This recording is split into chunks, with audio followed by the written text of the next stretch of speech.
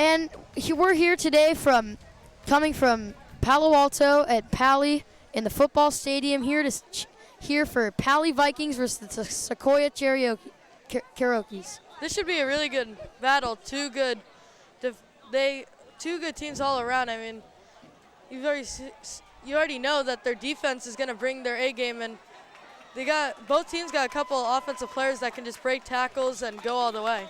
Yeah, right now we are watching the not the varsity team, but the varsity team will be on in a bit, and that is what we are waiting for. This is the other team playing right now before. This is JV with Sequoia Cherokee beating the Paly Vikings 13-12.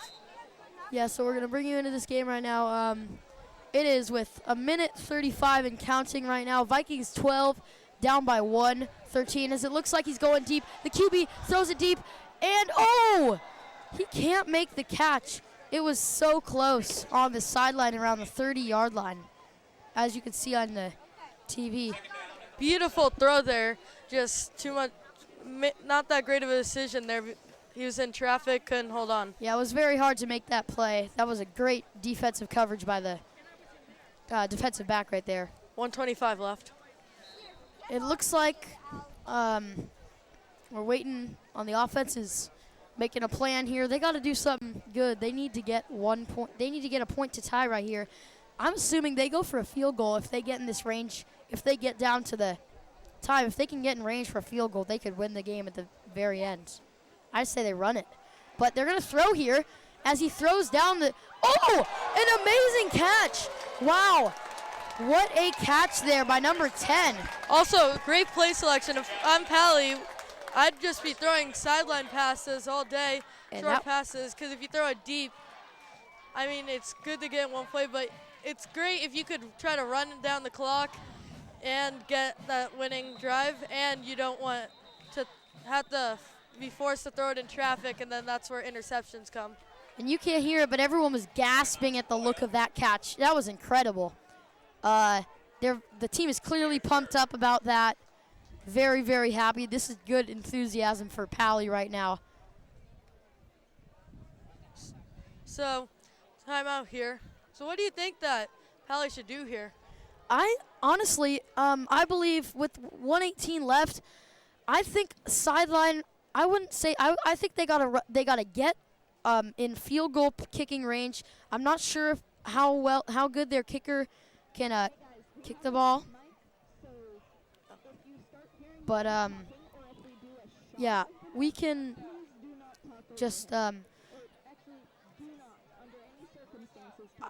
I think that, yeah, they should really just get it down in field goal kicking range, and if they still have time, keep running the ball when they're in, running the clock, but also being able to get to the range they need to get.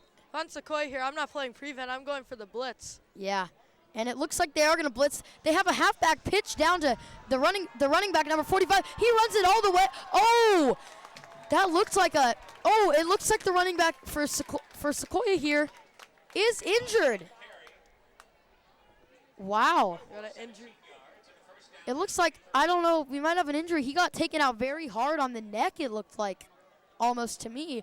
I think that might be a penalty, but yeah, there is a flag on the play. Paly in green, and by the way, Paly is in green and Sequoia is in white here.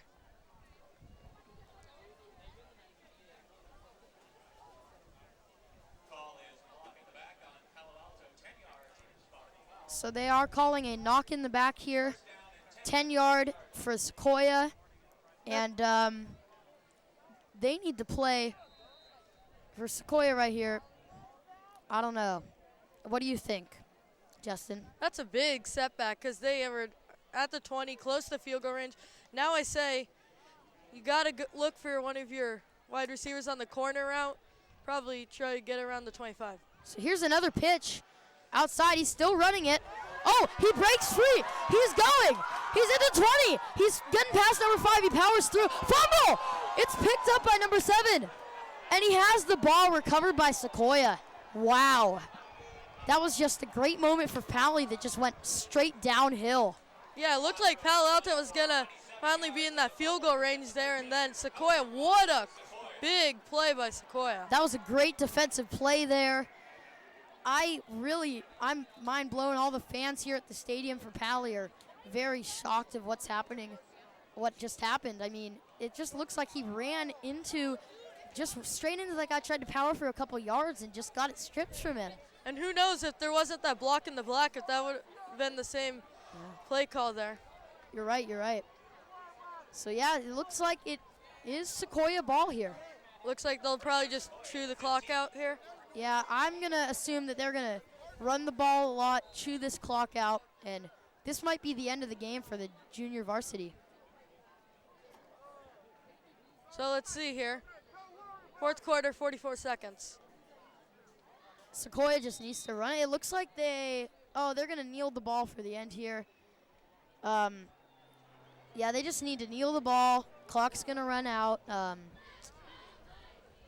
This game, I believe this game is over unless Paly really needs a great, amazing play right here. You never know. You've seen it before, just miscue snaps. But let's just see if and here's the snap. Need to hold on to the snap here. And here's the the game's snap over. again. They snap. Oh, Paly comes through. They throw a flag. Wow. Let's wow. Refs are discussing it here. Looks like either unnecessary roughness or offsides. Right.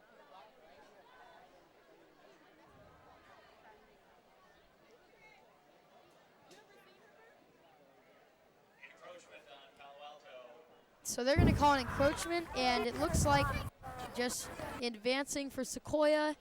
They got 8 seconds left. So all they need to do is kneel the ball, and they win.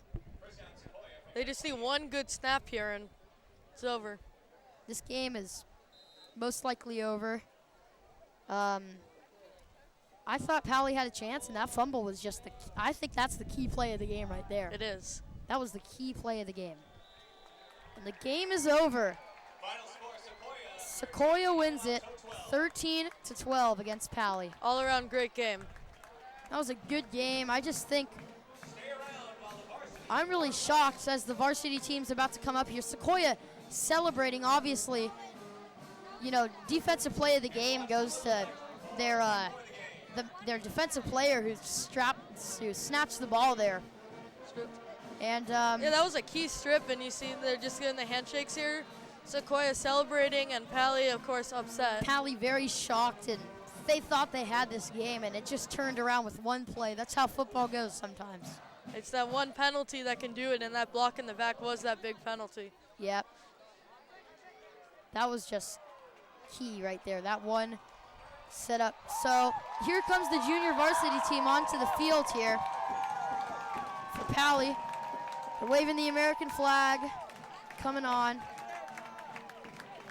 Some of the, we're going to remind you that there are plenty of seniors in this year's game. Some of them include their quarterback, Justin Hull, who is a very, very talented QB and is a senior, so this will be his last season he'll be playing. Especially as a QB, as a senior, too, just think of all that pressure. I mean, your final season, you want to have a great year. I mean, just Paly's getting real pumped up here.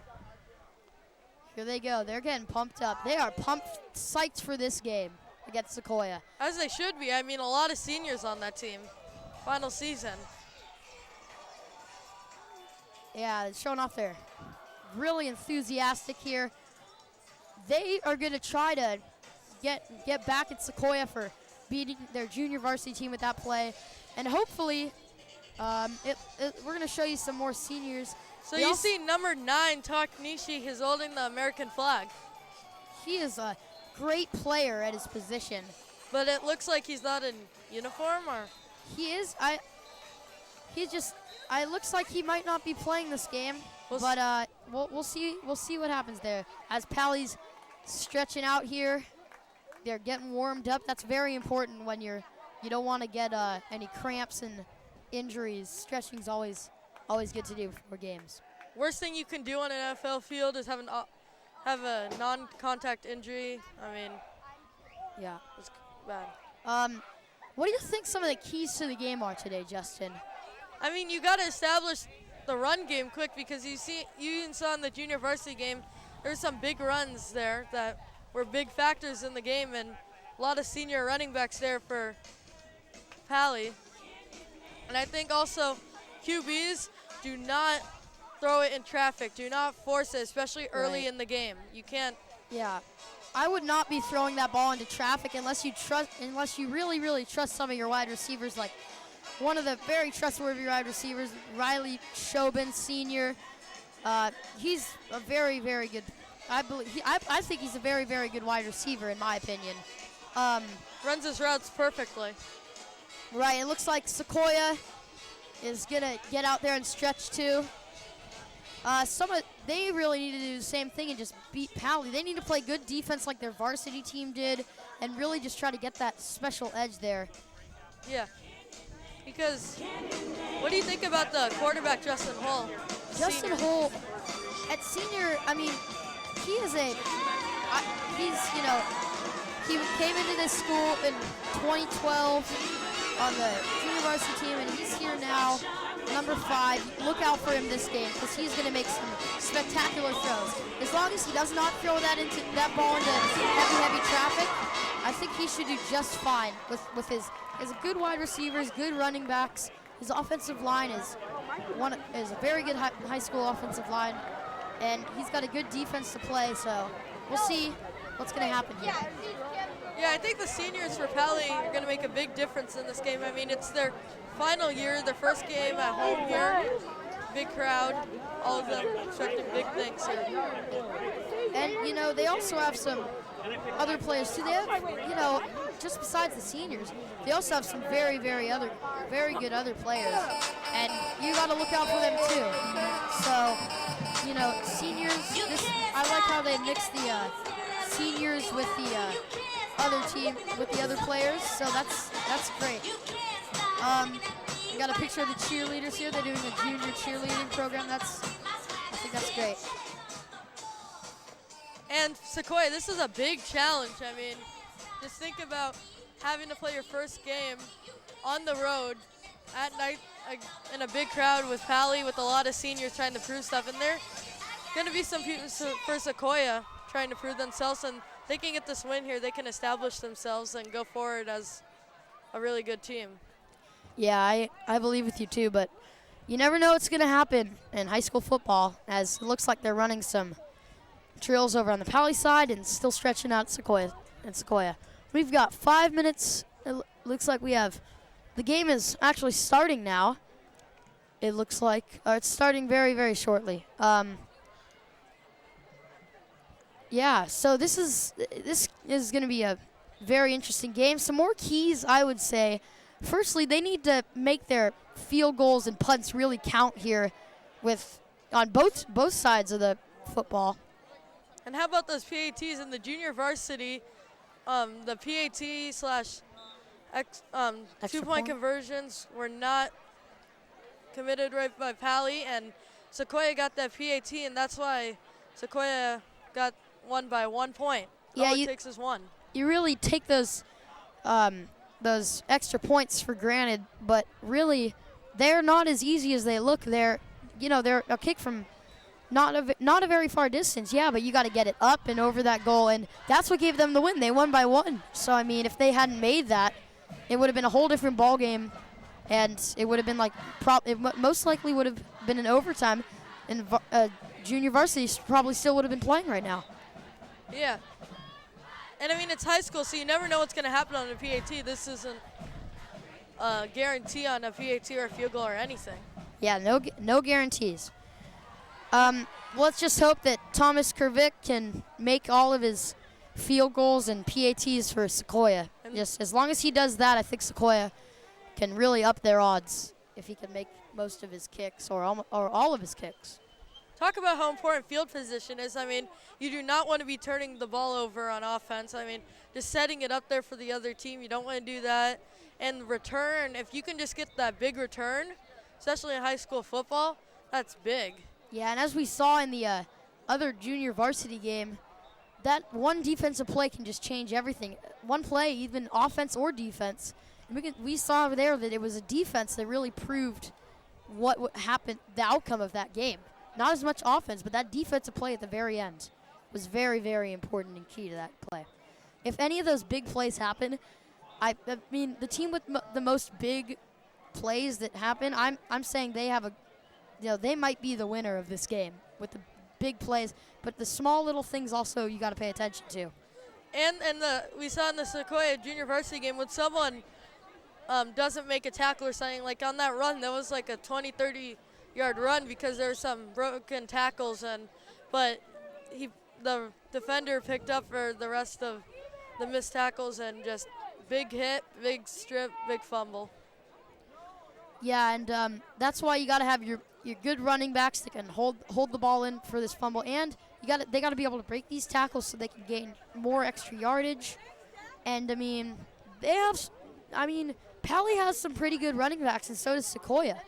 And most of Paly's running backs are senior players, so they're very experienced and they've been taught over a 4-year period how to really hold that ball and not let it get fumbled. But the junior varsity running back did a great job, but that defensive guy just really stripped it right out of his hands, and it was a tough play. Palo Alto's got some tall wide receivers. They got one guy at 6'2", and they've got some 6'3" tight ends. They have a 6'3" tight end, which is just, crazy height for high school. His name is Bryant Jefferson, playing tight end and defensive end for Paly. He is 6'3", which is, I think, just crazy. He's over 200 pounds. It's just really good. As you see the band here. Yeah, the Paly band really pumping up their players. As you can, this is just going to be a amazing game, and I just can't wait for it to start. It's going to be very interesting to see these two varsity teams, the best of the best in these high schools. We're going to see how they can play it out today. And big things, can Paly get the win in front of their home crowd with a lot of their seniors, or can Sequoia just pull it off on the road? Yes, that's very, very, very important. But both teams still running some key drills. Paly running some wide receiver drills.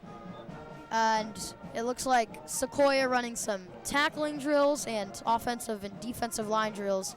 Those are always key, Yeah. Especially the offensive and defensive lines. Yeah, I mean, it comes down to sacks. Can you pressure the QB? As an offensive lineman, your job is to not let anyone get close, especially your left tackle on the blind side. Do not let your quarterback get hit on the blind side. That's where injuries come from. That's where fumbles come from. Just don't let that happen. Defensive line, of course, big plays. Get the fumble, get the sack. Just a lot of yards, and maybe even a turnover if you can recover the fumble. Right. And, it's always very important as we see the Sequoia coaches talking. They have to set this game plan for these high school kids, because these high school players, they're not grown and know exactly what to do yet. These coaches are really their mentors for the rest of their life, and it's really important that they get these plays right and know how to teach these kids. And I think the coaches on both these teams are very good, and I think some of these players can turn out to go pro and be big players in the pros or whatever. You see a lot of professional players, when they talk about how they got there, they always mention their high school coaches. That's a big part of their. Yes. Yeah. I think the defenses, I think both you blitz here, and if I'm the offense, I think you want to establish the run, especially Sequoia. Just kind of get some first downs, get the crowd silent, get some momentum there, and if you're Paly, you want to get that big play early just to show Sequoia that this is their home ground. Yeah. Paly really needs. They have a lot more. As I look around the stadium, it seems like Paly has a lot more fans here than Sequoia, which is common because this is their home field. So you would expect more amount of Paly, fans attending today than Sequoia fans. I think the same could happen at Sequoia, where more Sequoia players are fans. And also, one thing we forgot to mention, key play, is these refs really need to get these calls right, and that is very, very important. Yes, I mean, penalties are a big factor in the game. You saw last game in junior varsity, all it took was that block in the back, sent them back, and then they tried for the big run play there, fought for extra yards, and the ball came out. Yep. But I think these refs in the these are the same refs from the junior varsity game. And watching that game, I really thought they got that game right. I really think they called it right, and I think they're gonna keep it up. It's it's just really important that they get those calls right, and I think they will get those calls right. Majority of the time, these refs are getting them right, which is good, and that's very good that you have good refs. Another thing we didn't cover is actually the coin flip. I mean, that doesn't seem like anything, but if you think about it, if Sequoia wins the toss, I think that you got to receive. You need to run down so the clock, get some first downs, take the crowd out of the game, and if you're Paly, you could go either way, but I also think that you should receive, because if you can just get that touchdown, that takes Sequoia, that first touchdown is always key. So I would, honestly, for Sequoia, I would be receiving it, and if I were them, I would be going from the right side of the field from where you see the camera angle to the, I would have I would be receiving from the right side of the field from where the camera angle is, because you can, a very important part is you can see that scoreboard and how much time you have left. Or if you choose the other side, you can see that scoreboard, when you're at the very end of the game, which is more tense. So actually, you might want to choose the left side, but that's all up to the captain of the football team. Yeah, and whoever loses the toss, I mean, that's why it's a win-win, because then you still get to pick your side. And if I'm them, I'd pick what you want, at the end of the half. I don't. Right. First quarter time management not as important as fourth quarter. You're right. You're perfectly right. Looks like they're running over at Sequoia, running some slant routes and out routes and wide receiver routes that are very important. Looks like goal line plays. Very important. As we get a shot of some of these loyal Paly fans that are attending tonight. Sequoia running some pass plays. I also think that is going to be very important in, landing these passes near the sideline when it comes towards the end of the game. When you're losing, you got to get these passes near the sideline and out of bounds as soon as possible. Especially in high school, the 2-minute warning drill. I mean, you practice it a lot, but even you can never perfect it, and you get tackled. I mean, just amount it takes. I mean, talk about sacks with 2 minutes to go. If you're the quarterback, even if there's a chance of intentional grounding, unless you're close to field goal range, I just throw it away. Even if you're close to field goal range, just throw it away. Stop the clock. And that goes back to that offensive line. Just very important to keep that offensive line going. It's just very, very, very important, I would say. Do you have anything else to talk? The wind. I mean, sometimes you have it the wind. I mean, field goals that could really affect, the football. I mean, especially if you're kicking an easy field goal, it looks like you have it, and then the wind's shifting kind of to the left, and it blows it away, but not much wind here. Not really a breeze. Not that cold out either. It's kind of a nice, warm night. It's a great night for football here on Friday night. Lights. Yes, it is. And it looks like Paly getting another huddle down at the right side of the field. They're taking a knee. I think they're going to get some pump-up motivation from their captain right in the center there. It looks like their motivator today is Cabello Santana, who that's very, he's one of their seniors. He's a key player. He's their running back and linebacker. So he's just going to pump up this team. They look very pumped up and ready to go right now. I see some players in there are not dressed, so I believe that some players are not playing tonight. Actually, never mind. Those are just coaches. But there's a couple though. Yeah, I do see some players that are in high school and are not, dressed with their full jerseys on. Maybe they're gonna go change for the halftime, or maybe they're not playing. But that's important if you have injured players and whatnot. And we saw Tak Nishi. We did not see him dressed before. That's gonna be a big factor to see if he plays in this game. But we saw also not in uniform is Charlie Munoz, running back and linebacker. So if the other run backers, including they're one of their seniors here, they really got to pick it up. I mean, right. It looks like we are about to start the game here. Teams are on their sidelines getting hydrated, and that is very important. Worst thing you can do is not be hydrated. Oh, yeah. Especially those big hits running around. You just take the hit, and then there comes the headaches, and then you realize you didn't drink any water, and that's where panics come. Then you got to bring in someone else for those couple plays, and those can be big plays in the game. Right, yes. And it looks like we're going to have the national anthem playing here, so please take off your caps and please join us in the Pledge of Allegiance.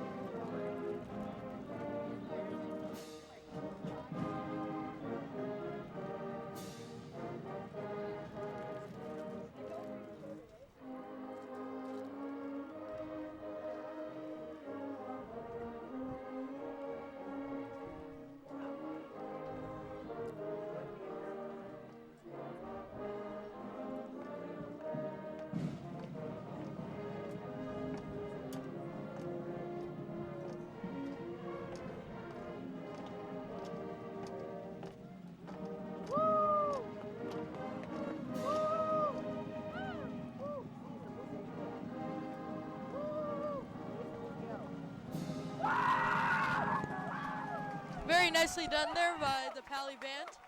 That was great. As both teams really now need to get mentally prepared. This is time for mental preparation right now. They need to focus their minds only on football and how strategically to beat their opponent. It's very important that they do that. Yes, I agree with you because we talked about physical errors being a big thing, but talk about mental errors. I mean, you forget the play, you just get the wrong thing on defense. You're supposed to be blitzing, but you drop back, or you're supposed to hand off. Running back doesn't know what's going on. Those miscues can kill you. And it looks like we have the refs and the captains today for each team coming to the middle. It looks like we're about to have the coin toss go on. So let's see what's going to happen in this coin toss. Notable captain out there, Justin Hull, quarterback for Sequoia and for Paly. Yes, he's one of their captains. He's a great quarterback too and a great team leader. So it looks like the coin toss is happening right now. We'll try to tell you what's the outcome is going to be right here. As we see Sequoia there, I mean, they really need to stay focused because one mental error, especially on the road, I mean, crowd noise, that's where false starts come, is the loud crowd noise, can't hear your quarterback. And here as we get a shot of the coin toss, it looks like they already tossed it. He's picking it up. It looks like the coin toss is awarded.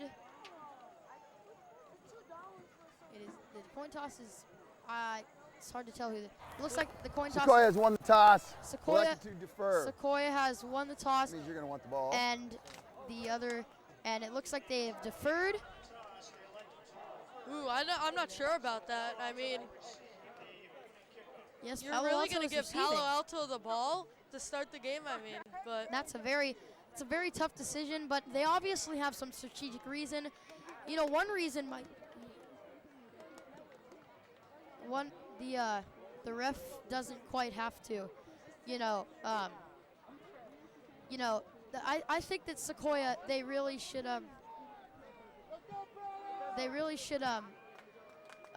go ahead and, Sequoia, they might have a strategy here. Sorry, I was trying to get that out. They might have a strategy here for doing this. They could want to score in the second half rather than the first half and try to get that momentum building. Just think if they can hold Paly here, how that changes the momentum of the game. I mean, then they get the ball, start the second half. That will work out because if you're on the road, you don't want to, and if it's a close game, maybe you don't want to start second half there without the ball. And here's the kicker, Thomas Kervick. Very important that he can get a good kick it very deep, and it's good. That's going to really help. So they're getting pumped up here, and they're about to kick it off. This Sequoia team is one of the most pumped up teams I've seen. But it looks like Paly's getting more of a mental focus right here, and they're ready to receive this ball. As Taknishi by the sideline is not dressed, so he will not be playing in this one. Well, he may play, but he's not going to play right now, obviously. Well, yeah, he's not in his football pants there. Right. And khaki shorts, it looks like. So it looks like the Sequoia kicking team is heading onto the field. The Paly receiving team is ready to receive right now. Sequoia needs to get a good kick tackle him because you cannot let this game start with a big return. Yeah. Momentum's one of the big keys when it comes to football. When the momentum's not on your side, it's really hard to win. Here, the ref is handing the kicker the ball. It's going to be very, very important for Thomas Kervick to kick a good ball here. He's getting back. He's ready to kick. Here it goes. Let's see how this kick works. You see all the crowd's really pumped up here. Very pumped up for the kickoff of this game. The kickoff, the game is started now. Ball is deep. Oh, it's dropped by the Paly returnman, and it's going to be called by the refs. As that's a touchback there. Just talk about, that's exactly how Sequoia wants to start the game. The muff or kickoff there by Paly, and now they just start back there.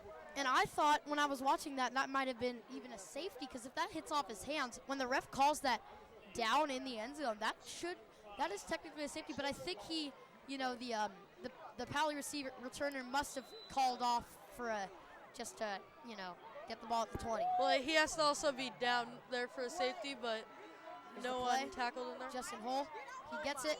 He's gonna run. He's gonna run it. Ooh, swallowed up by the defense there. A great run from Sean Pike. That was a good run. I mean, he got some good yardage there, and that's what you want from out of your running backs. A big guy that can power it through there and get the yards you need him to get. Yeah, that's just exactly start the game. What he is. To start the game with a nice, simple run there. I like the play call. Just not enough holes there to really get anything. Yeah, the starting QB is Justin Hull, the senior, who is a captain. And here it's another handoff. Oh, and he's still powering through, but he gets tackled down. Tony Cavallero Santana right there not a great run, but it was a good. It looks like that was just right there, 2nd and 2. And now it is 3rd down, which is very important. It's 3rd down and 8. They lost 1 yard there, so that's important. They need to, if I'm them, I throw a slant pattern, get that 1st down right now. What do you think? I think you got to throw a slant, you got to throw a flood down the middle. Just look for some separation. You got to get away from that defense. You don't want to give up an interception right here. That would be tragic. And assuming, they're going to throw it here. QB getting rushed. He throws. It's caught. Oh! It was in his hands, and it slips out. Sean Pike. I mean, that was Matt Casey on the coverage there. He did great coverage. Intimidated, really, the wide receiver to make him drop it. And that's also a big part. Now it's 4th and 8. Just talk about how big that was by Sequoia. That's exactly how you want to start the game. As you see, there are 2 returners back there. Yeah, and it seems like this is going exactly planned. They kicked it first, and they get it as the punt goes. Ooh, it is kicked pretty far. Returned. It looks like it is hit out by Sequoia at about the 42. So let's see if the Sequoia can now get a score here. Their quarterback, Nick DeMarco, is going to be very important to throw some good passes, but I'm assuming that they might surprise Paly by throwing pass first instead of run like Paly did. Yeah, how about a play action pass deep to just start it off? I think that could just give them momentum, and that can just give them the win almost there. So as we see, they're setting up for the play here. The ball was downed at about the 42-yard line. And here's the snap about to happen. Looks like they have it looks like they're going in with the QB. Then they got two backs in the backfield. And looks like they're doing a wildcat. Oh, it is. And it's given to the big guy. Oh, he gets taken down at about the 44-yard line, 2-yard gain. That was Paly Brown. That was tackled by Tyler Wilcox. That was a great tackle there. And the refs, it looks like some players setting up. They got 3 out wide to the left here. Let's see what they do with those 3. I'm expecting, oh. And it looks like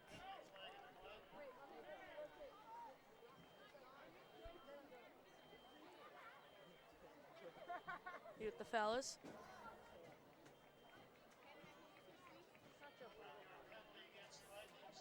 looks like there's a 5-yard penalty for a false start on Paly. Looks like they moved a little too soon. Looks like, yeah, offense. Quarterback there, drop back. Takes a snap. He's looking to throw to right, and it looks like it's incomplete. Nice play there by Paly. Very, very good.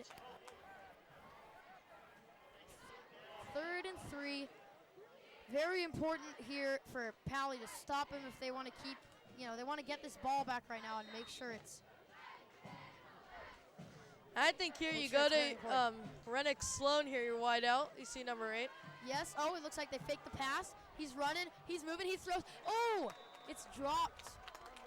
It is dropped by number 22, the wide receiver. And White Brown, and that was Lamania Brown there. Not right. It looks like with the ref on the mic here. It looks like they are not punting. So they're going for it here. 4th and 3. This is important. They run it to the big guy. Oh, he's getting stuffed. He's stuffed. And the ref blows a whistle. Let's see what he has to say. Saying that was.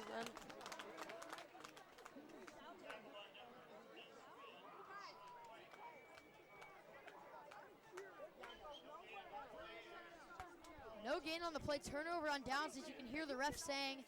That is a key play from Paly. They just stuffed him. They stuffed him.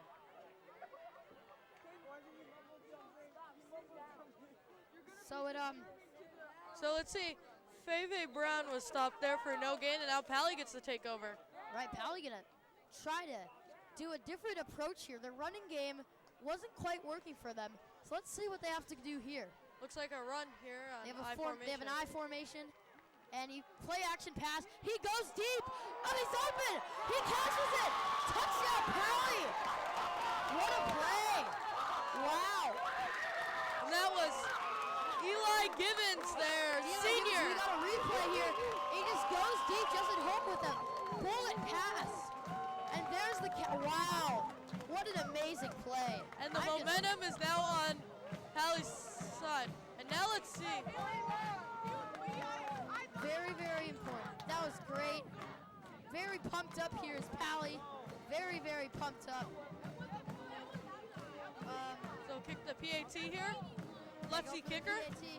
Should be an amateur attempt here. With these kicks, you never know what happens.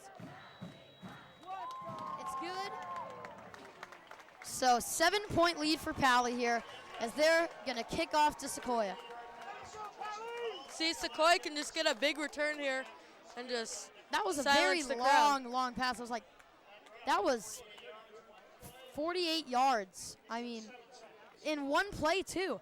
48 yards gained right there in just one play. That was incredible as we get a close-up on the Paly bench right here. Very enthusiastic, very happy team right now, as they should be. I love the play selection. I mean, high formation looks like they're running. They just fooled Sequoia's defense, and you could see the DBs there. They thought that it was a run, got fooled, and that's what caused the separation there. And not to give some bad news for Paly fans, but this game is definitely not over. It's still first quarter with 9 minutes left in the first.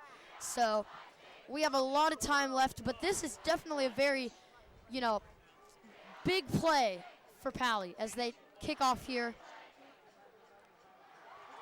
Kicker number 11, stretching out, getting ready to kick. He's pumped up for the kick, and he kicks off. A nice deep kick, and it's caught by the returner. Returner taking it back. He's got past some of the line.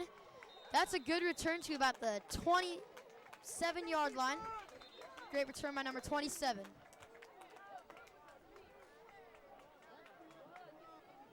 Number 27 with a great return there.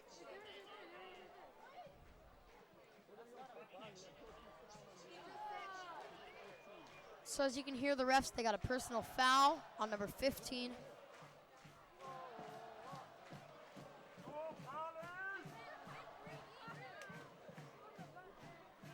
The ref is taking strides to put the ball in the right place. I think he made the right call. There looked like there was a foul there. Yeah, I saw it too. So it looks like the ball will be placed around the 42-yard line. 42. Yep.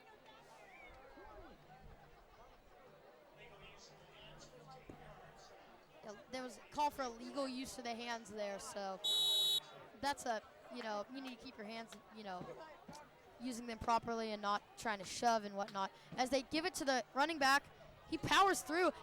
Paly's trying to strip it from him. They get in a big, almost maul here, just Once pushing again, each other. They give it to the running back Brown there. Yeah, he's been given to the whole time. When he comes out there, Peter's got your spot. It looks like he's playing the fullback position. He's a very big guy, but he's just running the ball every time. He must be the halfback. I say you gotta go with the play action here, throw it deep down. Here he is back in the backfield now. And it is a play action pass. They go deep. Oh! Right through the fingers of the wide receiver. Yeah, just wow. Big drop there by number 22, Lamania Brown. Very, very tough play. They had a lot of defense on him. That looked almost like the catch that the Paly receiver made the just a couple plays ago for the touchdown. Okay. And now it's 3rd and 8, so this is very important. Let's see. I think they should throw a slant out to Rennick Sloan here. Yeah, they hopefully go with the slant pattern.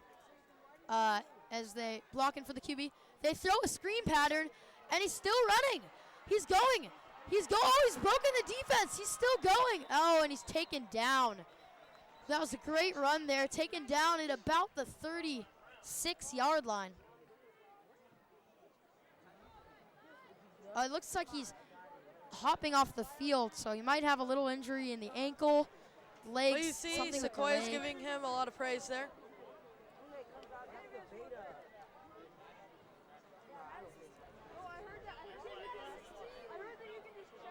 So, it looks like there another illegal use of hands call on Sequoia this time. 1st and 10. Very good. No, it looks like they're just going to take away that play. Yeah, that is. I did not notice that, but they were at the 30-yard line, and now it looks like they're all the way back where they started.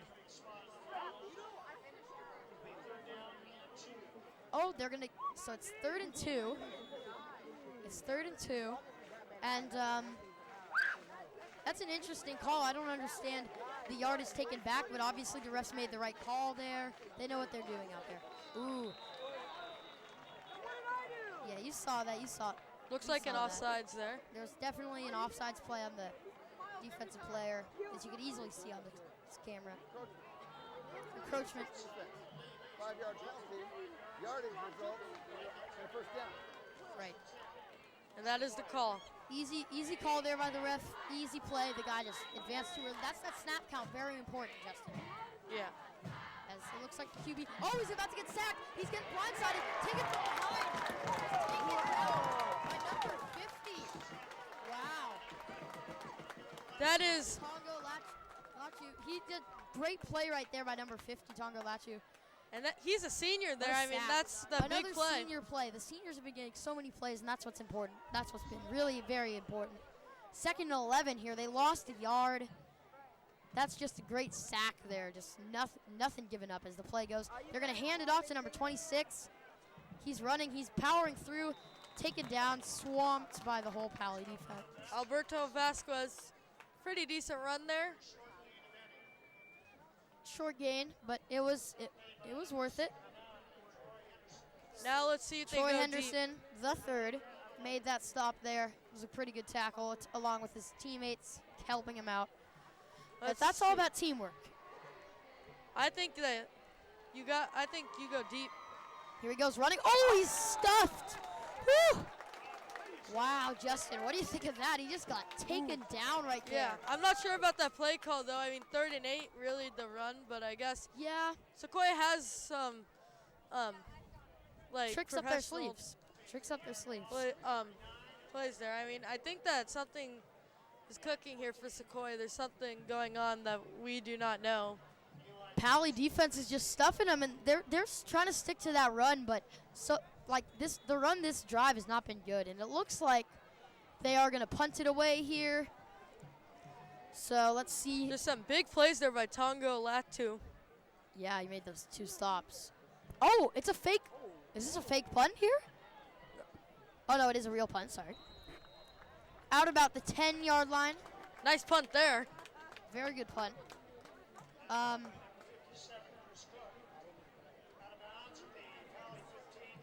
15-yard line is where it's called out of bounds. And still the score 7-0. So last drive here we had Justin Holt throwing a big touchdown there to Eli Givens. I think that you got to establish the run a little, and I think then once you get the run established, get a first down, then you go that play action deep pass again. Right.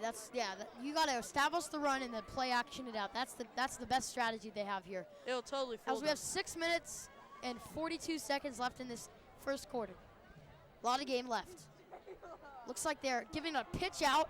He's running through the defense. Oh! He got hit shoulder on shoulder with another player from Sequoia. Looks like there's a little. Paul Jackson the third, again, he also made a great defensive play on a tackle with his teammates, and he's making a great running play. That's what's awesome about Paly. They have the talent and players that a guy will go on and play as running back, and then he'll come out on the defensive end and tackle someone after making a big run or something. That's what's good about Paly. Now entering the game for the offense, Sean Pike. Let's see if he'll make a big play here. He's playing running back.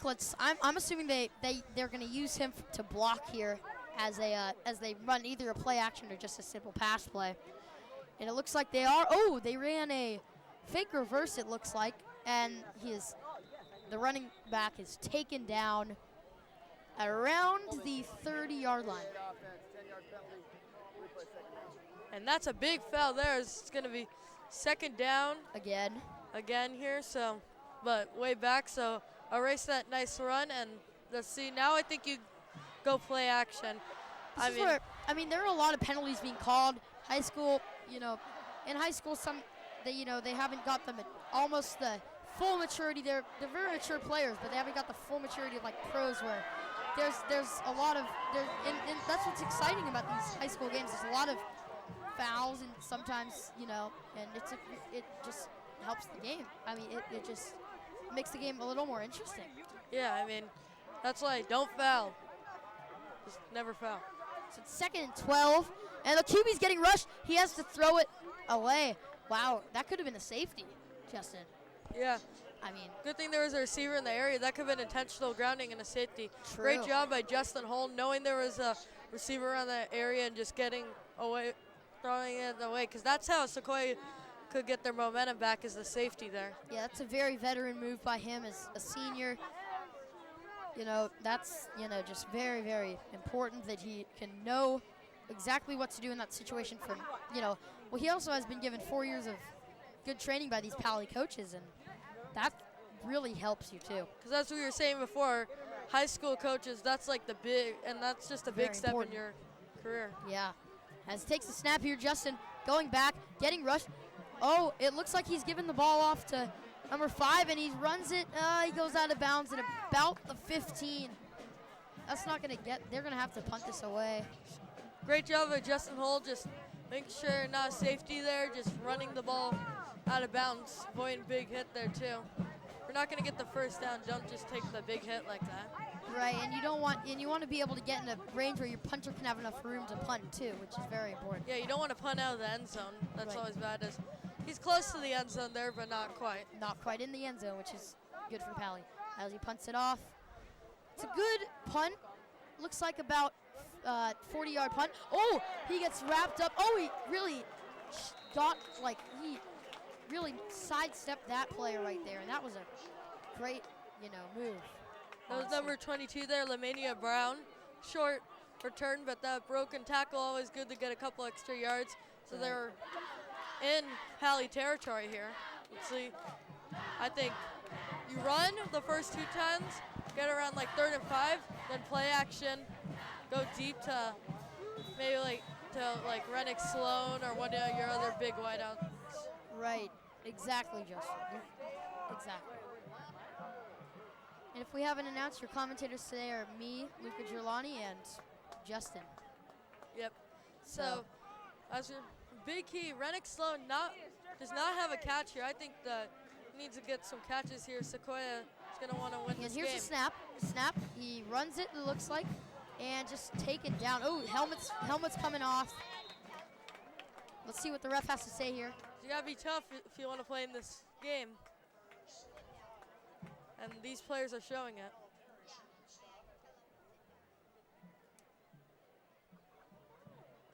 So, 2nd down, let's. 2nd and 8 here. I guess there's no penalty. That's how helmets fly. I thought something might have happened around the head area, which could have been a penalty, but I didn't really see it, so, Oh, it's a good, ooh. That was a very close play on the throw there. He just put a little too far out of reach. And those couple inches can really, make a difference. And I just want to mention a great job so far by Ty Wilcox, limiting Rennick Sloan to 0 catches. That's big. Their Right. number 1 wideout there without a catch. I mean, that frustrates a quarterback. Oh yeah, they got to have their good wideout, and he's just limited this team down, And Rennick Sloan is not in the game now. So. which is very key for both teams. And it looks like he is. Ooh. Way to go. That's number 90, Brian defensive play. Jefferson there. Great defensive play.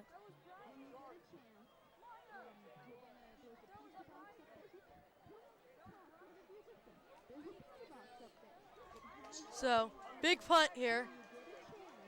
So let's see if we can get a big return there for Paly. Let's just get a big return, keep the momentum on their side. They're up by 7. I think they need to really. And here's the focus on snap. Here's the punt. Oh, 2 players from Sequoia ran into each other on the punt, as you could see, and the punt looks like called fair catch. Now, while we have a little chance right now, we can take a break. Don't you love pizza, Justin? I do, and if you want good pizza, go to Pachi's. Pachi's began in the summer of 2004 in Palo Alto with an expert pizza maker with a passion for fresh, deep pizza and genuine hospitality. Today, Pachi's delicious pizza and signature customer experience is a neighborhood favorite. When you walk through the door of Pachi's, you're in for a treat. When you sit down at our table, your family. Enjoy a Pachi's pizza today. And I know I'm going to enjoy my Pachi's pizza at halftime when I get my free slice. As they run the ball here, Paly right down the middle. Ooh, I don't know if you could see on your right now, but it looks like that was a tackle around the neck area. It might have been a little lower, yeah. but to me it looked like, by Caballero Santana. That was a great play. So I really think that I really think Paly in the huddle right here got to have that mental part. So we also have it's very important that they stay mental. And here's a snap. So let's Let's see what happens here. As they run the ball down the middle. Oh, he breaks through. He's going. Oh. Justin, that was a very gnarly play, I would honestly just say. a great job there by Sean Pike. I mean, that's exactly what you want to do there, get a first down. Right. I think you go play action deep here to Eli Givens. He has 1 touchdown. Why not give him 2? And that's why I put him in. He could be a very deceiving player. He's like, I'm going this way. Oh, nope, I'm going this way. He just like really confuses this defense. And that's why he's, one of their better running backs on Paly. I think here you have him run it in and out here, and he's really good at running routes, and I think that he can run the in and out play and properly. On the far left, it looks like number 15, the wideout, is left open as they run the ball. To the left side, you couldn't see, but there was a wideout, and it looks like he was very slowly covered. T. Cavallero Santana was not very covered there by the defense. They might have forgotten about it, but they ran a run play, which, they could have just changed that play, but it looks like no one really noticed him out there. We haven't seen a play action pass in a while, and I think that's where you go right now. Right, yeah. They need to play. Honestly, I think they need to pass the ball. I mean, they've been running the ball and it's working, but it's not, the 2nd and 11, they need to pass it here. And they do pass it, but he's getting rushed. He almost sacked. He gets to throw away. Wow. When that ball's in the air, you never know what's going to happen. That could have been a big pick there by Sequoia. Yeah, but, they had, that play, Justin Hole, great move. He just knew how to come outside, and he was being chased by 2 guys and was able to throw it away when he felt them on his chest. Actually, the only thing I would have done there is maybe just thrown it away. I mean, you never know what's going to happen. If you throw it like that, it could just get tipped up, intercepted, and Sequoia's got the momentum just like that. Yeah, that might, I think that was the best choice, though, because you can't really see the wide receivers across the field, and that's really risky. So, but you could just throw it out by there. Yeah, you are right. He was out of the pocket. Here we go. We got a good camera angle here. And Justin Holt going back, finds his receiver to the, he drops it. Just a tough pass, a little high from Justin Holt, thrown to Quentin Valenti. Actually, Paul Jackson there. Oh, Paul Jackson. And it was a little too high, and that was a little unexpected. A very common error that happens on those little screen plays. So, that always just can happen. Big punt here coming from Maximilian Dorward. So Max Dorward, yep. And he kicks it. It's a high, nice kick. Caught? No, not. Paly downs it at about the 36-yard line. That was interesting almost, because if one of those Sequoia players touches it and doesn't come up with the Paly gets it, that's a fumble, and that's why I think the Paly player grabbed it with urgency more rather than just waiting for it to roll out so he could tap it down, because he thought maybe one of them touched it. So yeah, you never know, and I mean that's the right play. Just taking the chance that maybe there was a touch there, and even if it didn't pay off, I agree with him there. Right, and I might want to remind you that there's 2 minutes and 30 seconds left in the first quarter as Sequoia takes it, throws it long, way over the head of the Sequoia wide receiver. Might have just slipped there off the QB's hands, it looks like. And you see Rennick Sloan, they're really trying to get him in the game, but he's never open because a great job by Tyler Wilcox. Right. So let's see what's going to happen here. I think you go draw because the running game for Sequoia has been the big part of this game. Yeah, and it looks like they play action here. Go deep. The QB connects. Oh, and he's still going. He's at the 10. It's a touchdown. Touchdown for Lamania Brown. Incredible play. Wow. Sequoia very pumped up. It looks like just on that play, we're going to see a replay here. And look at that play. He just catches it and shakes off the defensive end. What a great decision by the quarterback there. Seeing he was open, saw the opening, and no one knew that was going to be such a big play, and it just broke in tackles, and that's what happens. Yeah, that was a great play. The sideline obviously pumped up, And they go for the extra point. I wonder where the safeties were. That's their job. I know to the keep safeties contained. looked like they were departed to the wide receivers. There were 3 wideouts to the left, which is where the safeties had to go, which is important. Oh, it looks like we gotta listen on the ref here.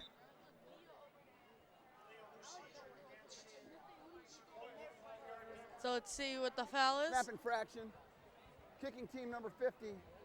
5-yard penalty. Replay the try. Untimed down. Okay, so there's a penalty on the kicking team, as you heard, and they're taking the kick back 5 yards. That's big for high school football because you never know from this extra distance if he's going to make it. Yeah, because in the pros and whatnot, you know, this is a pretty routine kick, but this is just high school. You got to remember that. And it's in. Very nice kick. No, it's not. Oh, it's not. And that's what Why we talk that? about, penalties and these extra points, 2 big parts of the game, and Sequoia just not playing discipline there. Right. That was just like Sequoia going, you know, getting that penalty was very key because now he just misses it. I mean, it's Yeah, big. couldn't say it better myself. It is 7-6 Vikings because of that missed extra point there. See, Sequoia, I mean, they're still set to celebrate there. They got a touchdown, got back in the game. So just because of the extra point, you can't forget about the touchdown. And something that was very important was making those kicks count, as we went over in this before the game started. And so far, Sequoia's missed their only kick of the night, which they're 0 for 1, and that's not going to help them. And we saw their junior varsity team. The reason why they won was the extra point. Let's see if that the varsity team loses this game because of that. You never know. That's, just exactly. As Sequoia getting ready to kick off here. Very important that the Vikings have this 1-point lead, honestly, with 2:15 left in the quarter.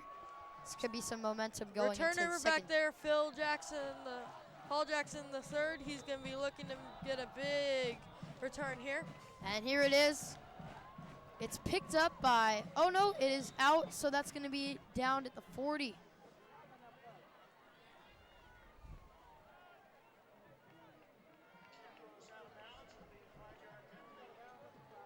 Oh, I'm sorry. Yeah, it looks like they're going to call it around the 20 there. Yeah, my Kick out of bad. bounds. So the NFL rule is that the ball goes to the 40, but It looks like it's going to be placed at the 35. because I think the rule in high school is that you go up, you go +5. So And, let's see what happens here. So it's just so they add 5 yards there, and it's going to be at the 35. We have a timeout by Sequoia. See, I guess there's some confusion on defense. I mean, Yep. we're talking about the mental errors. You're wasting a timeout there by not knowing where to be. But I mean, if this was, you know, almost the end of the third quarter, this would be like a big like mistake. But it's the first quarter, so it's okay to be using these timeouts, which is really what all football teams do. They can use their timeouts, spread them out between in the first half. You know, it doesn't really matter saving the time. But when you're in the second half, you need to save your timeouts for the end, so you can stop the clock if you're losing, or to just, I mean, when you need a break and like your team is not, you know, doing what they're supposed to be doing, you can just calm it down with them and just talk to your team. Yeah. So 7-6 here. We got 2:15 left to play. So Yep. let's go. If I'm Paly, I mean, I don't get why they just got rid of their the threat there in Eli Givens. I mean, they just haven't thrown it to him in a while, and I think it's time to give him the ball here. Yeah, but also you know, I think they could mix it up. Just do a normal drive here, try to drive down. Don't do anything too special. Just try to get some good power runs, maybe an outside run in there and some throws, and you'll do fine on this drive. As Justin Holt takes a snap, they're going to start by running it down the middle, and he's, it looks like he threw a spin move there, but taken down by Caballero Santana. Nice run there.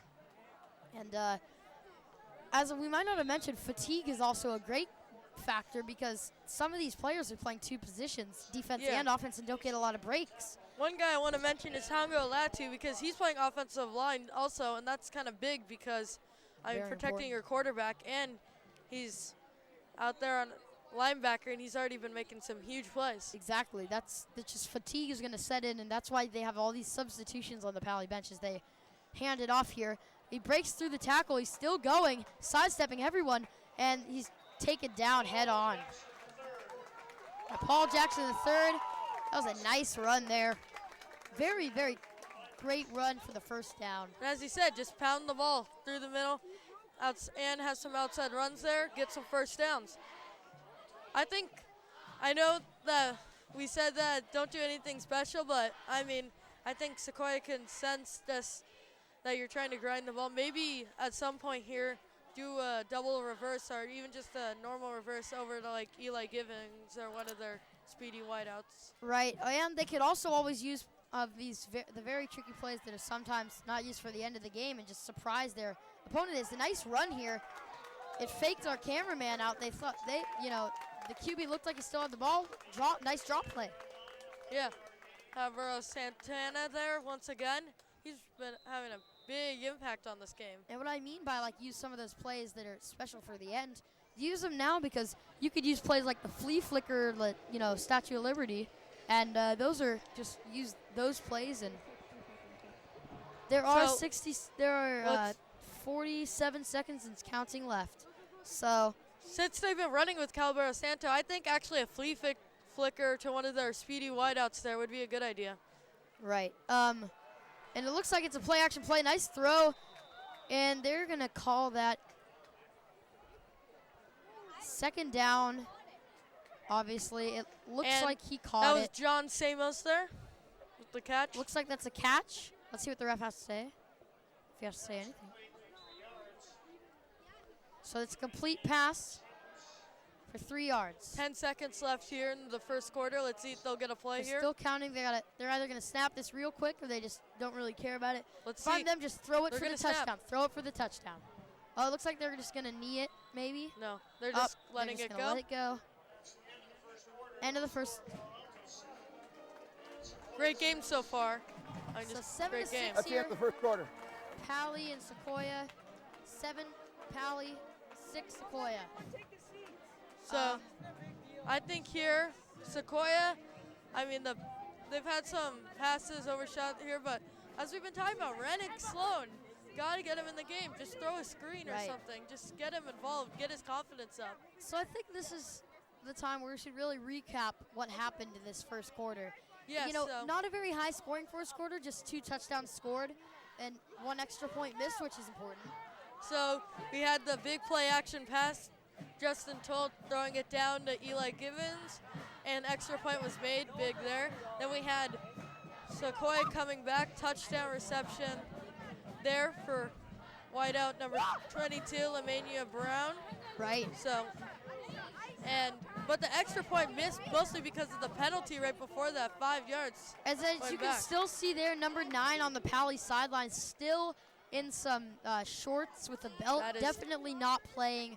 I would assume he's definitely not playing this game. That is Tak Nishi there, running back and linebacker. Right. He's an important player too because he's a senior, and it's terrible to miss your homecoming game when you're a senior out of an injury or not being able to play for some reason. Looks like there's a bandage around his knee, so hopefully it's not anything with the tear of the cartilage or ACL or anything like that. But it looks like both teams are. But he's on crutches or a wheelchair, so hopefully it's just a sprain. I'm assuming, he just sprained probably his ankle because it looks like he had a bandage on his knee. It looks like we're going to resume the game here. See, they switch sides here. Here we go, and he goes running through the middle. Nice play. Running to the 30-yard line when he's taken down. Caballero Santana. That was a nice run there. Actually, that looks like that might have been Sean Pike, actually. Actually, it might look like Sean Pike. Sean Pike is in the game, and I think this having that nice running back duo where you can go to Sean Pike or Calabero Santana is a big thing. Right, and As we see Justin Hull taking the snap. Also, Justin Hull, great QB. And you got Two running backs. Oh, look, both sides jumped. I think that's an offsides.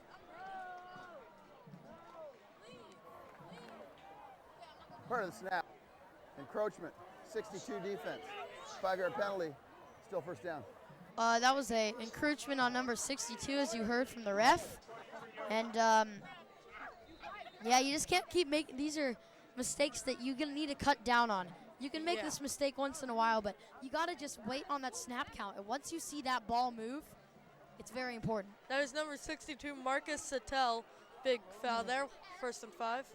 Yep. You got to keep it in your head. And he runs it here, trying to power it through with his friends. It looks – ooh. He gets a push back a little bit.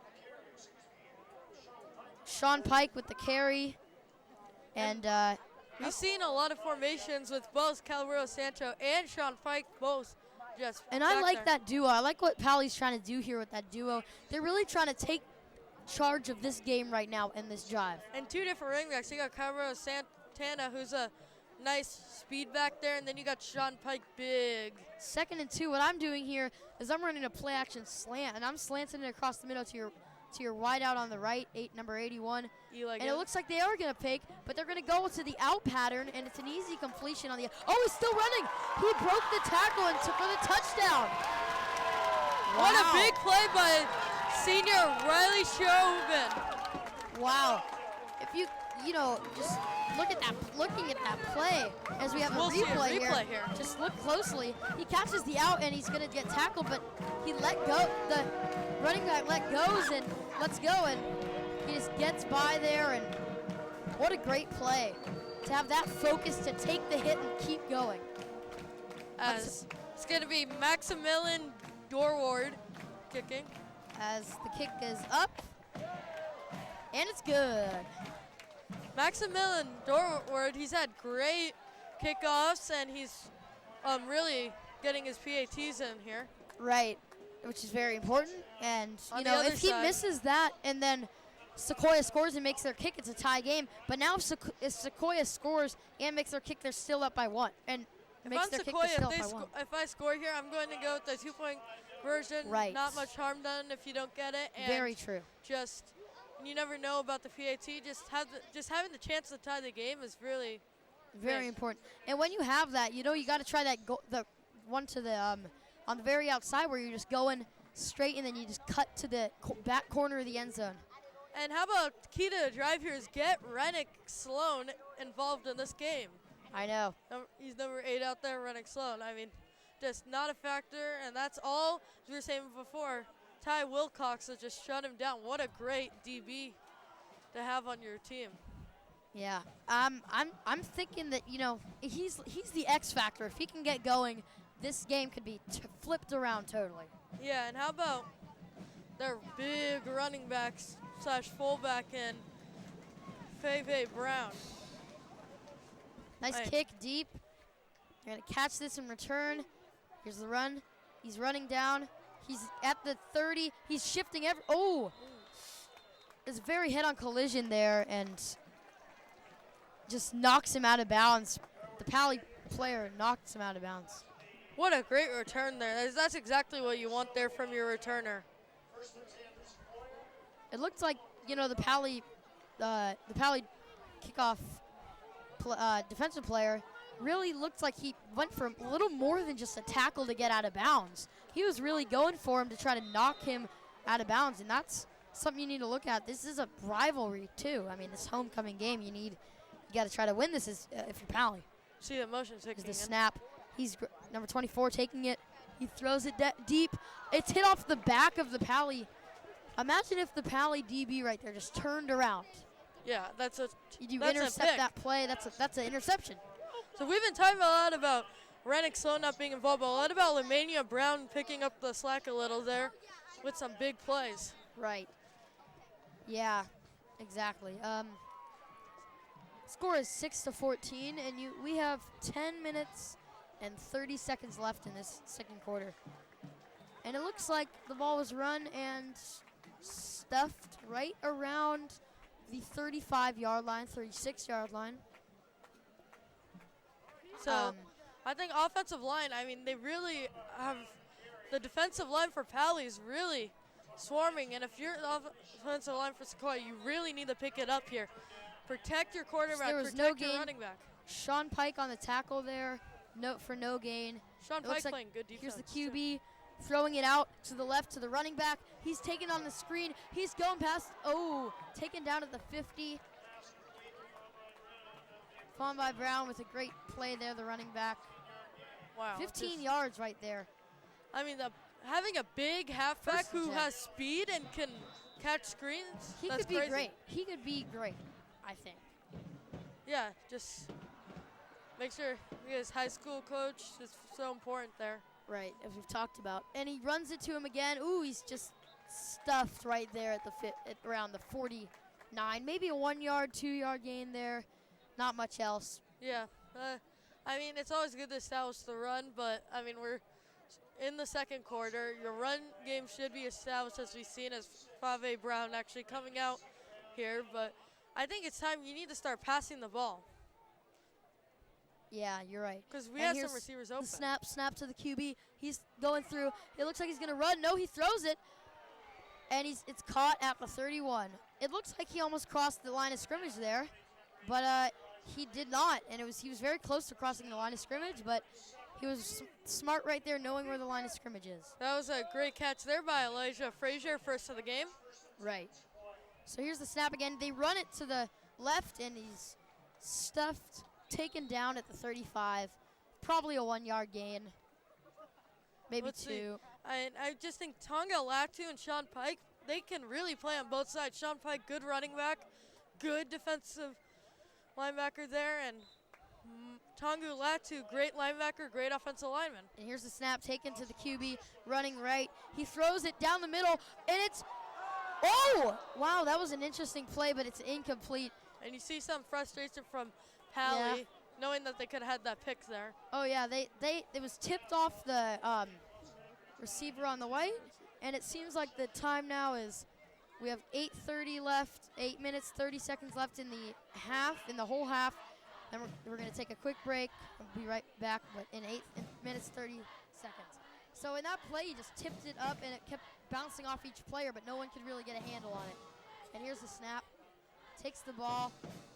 Getting rushed by number 90. Oh, almost sacked. Oh, so close to being picked off there, but it was knocked down by the offensive player. The offensive player almost playing defense there to stop them. The blind side is not being covered at all for Sequoia there. I mean, Right. you've got to pick that up. And that's very important to have your left tackle blocking that blind side. He's got to be good, number 57. It looks like they just had a two-man rush on that blind side right there, and that's what really caused him to I mean, not give that up. As it looks like another play to the QBs, throwing it deep, caught on the outside. Lamania Brown, once again, what we were talking about. They're calling it caught at about the 14-yard line. I mean, you got to think, wow, 4th and 8, you're going for it. But, I mean, we talked about Sequoia making some questionable calls, but it'd pay off at the end, and we're starting to see how it's paying off. 1st and 10, it looks like. I think you got to go Rennick slow touchdown Here's here. the hike. He fake runs it, and there it is. Thrown is at the 10, taken out about the 10-yard line by the Paly players. Looks like number 44 got in a little extra shove with the Sequoia player. Yeah. But that's just common sport, being just playing around. Gotta be that tough. always You happens. gotta represent your team in football, and these guys are showing it. Looks like the quarterback looking at the play from the sideline. He's got his play. He's ready to take the snap. He's snapping. It's a run. It's a draw play. Oh! He takes it to about the 2-yard line. That was a good draw play right through the middle, just sneaky, slithery, making it through. First and goal.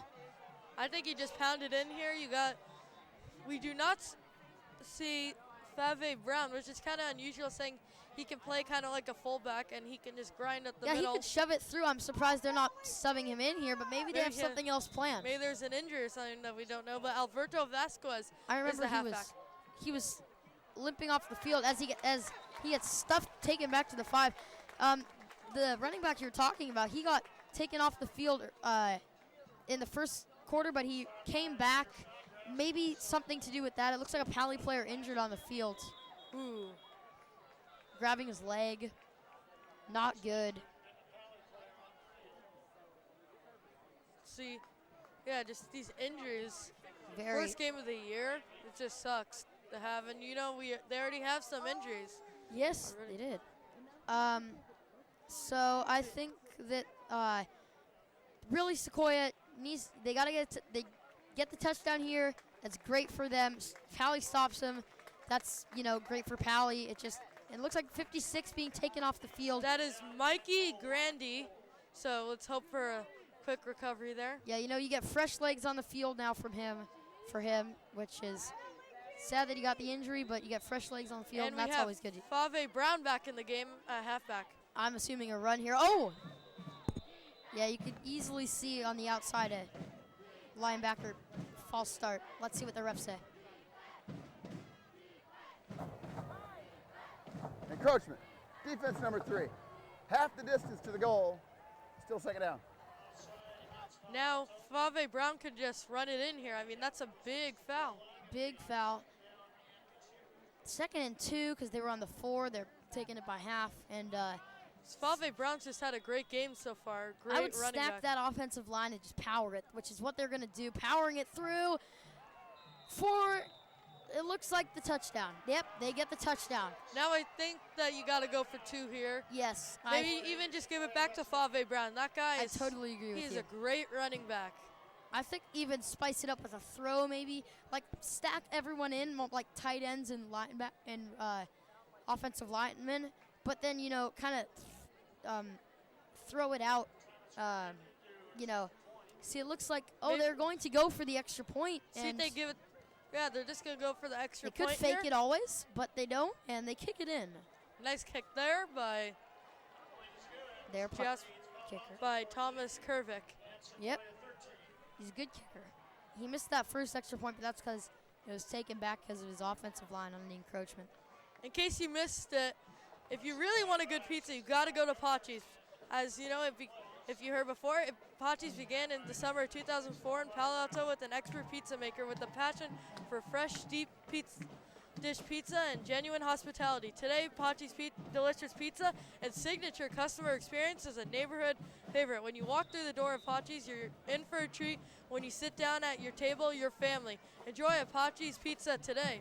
That sounds delicious. Yep.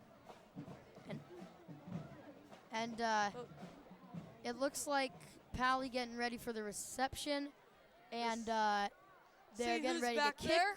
We have Paul Jackson, the as third usual. back there. He's their main guy when it comes to punt and kick returning, and why not? He's got a lot of speed and he can muscle through these guys. He's a perfect guy for the job. Quick note I just want to add, on the back of the Paly jerseys, instead of having their name on the back, it actually has the American flag. Which is awesome, which is very, very cool. Maybe signifying something about Labor Day coming up this Monday. Yeah, big labor. Right? Always fun, nice to have a 3-day weekend. Started off with some nice football. And here's the kick. And it looks like a bounce, but he's got it. Takes it through. Oh, he's sidestepping everyone. He's gotten past everyone. And he's down at about the 43-yard line. What an amazing play there. That's a big return that we were talking about that you need to see, as we'll see it here.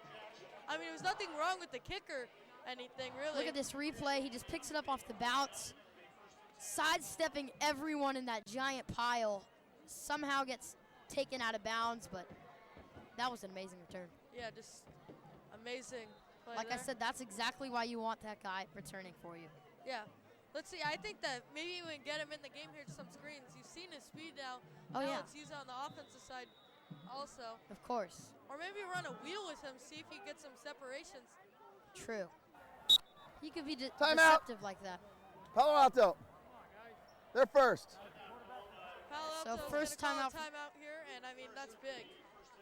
Yep, they're going to, after that big return, they want to make sure everyone is, hyped up, but also calm enough to just focus on their game and, just play the game their way, what they want to do. It looks like we get a little close up in the huddle here. I mean, you can tell the Palo Alto coach is frustrated. He did not want to call that timeout, but there's mental errors. Yeah, it looks like maybe he saw something when they were lining up in the formation. I'm not sure. That was a great return, though. So you see this camera, and in the huddle, it's just their main QB, Justin Hull, talking to the team, making sure they're calm but also excited at the same time, which is very key. So let's see if they'll keep going with the run or they're going to mix it up here. Hard to guess. I think that you could go both almost. Just start off with the run, then maybe a play action, then maybe on like a 3rd and 6 or something, just fool them with the draw and just go up the middle first down. Right. Yes, that's awesome. Yeah. So here's the snap, and it's a run play down the middle. Gets taken down hard on that turf, but that was a great gain. Tony Cavaliero Santana, about 6 yards on the play. That's going to put him at 2nd and 4. Got 2nd and 4 here. As we have a 2nd and 5. running back / fullback here coming in the game, Christian Ryder. So let's see if he can make a big difference. You don't know if they're going to play them at the running back or fullback position because they have some good running backs, but you don't know where they're going to play them. As you see Paly preparing for the snap. Got 2 running backs in the backfield. That's an interesting formation there. I like the formation. It looks like they hand it off here. It looks like just taken for about a no-yard gain. Pretty good. You know, I mean, I think they could have maybe done something a bit more than just running the ball there. Maybe just thrown it or something. Could have been more of a positive factor for them, in my opinion. I think you could go play action here. Maybe even just go back to that draw that we were talking about, but it looks like draw might not be happening I'm here. thinking double play action to these two. Oh, look at that. Just definitely mistimed. Yes. Very mistimed. Big penalty. That's what that snap if count. Good snap. Defense, number 51. That 5-yard penalty results in a first down. Yeah, just big first downs. Yeah, that's what that snap count can do to you. You know, the QB's there going hut, hut, hut, hut, you know, like that. And, you know, you get very confused up there. That's why you got to keep your mental focus on when they say hike and when the ball moves. And Paly is used to this crowd, and so it's not affected as much from them, but even the crowd noise can take effect on the defense trying to guess the snap count. So they can't hear as well because this crowd is pumped up. And when big plays come, everyone's on their feet, you know, and just cheering loud as they can. I think, once again, just go run, play action, draw. First down, just like that. That's what I would do. Yeah, run it, get the play action, draw. That's pretty, you know, common use, and that's exactly what they should do. But, I mean, let's see.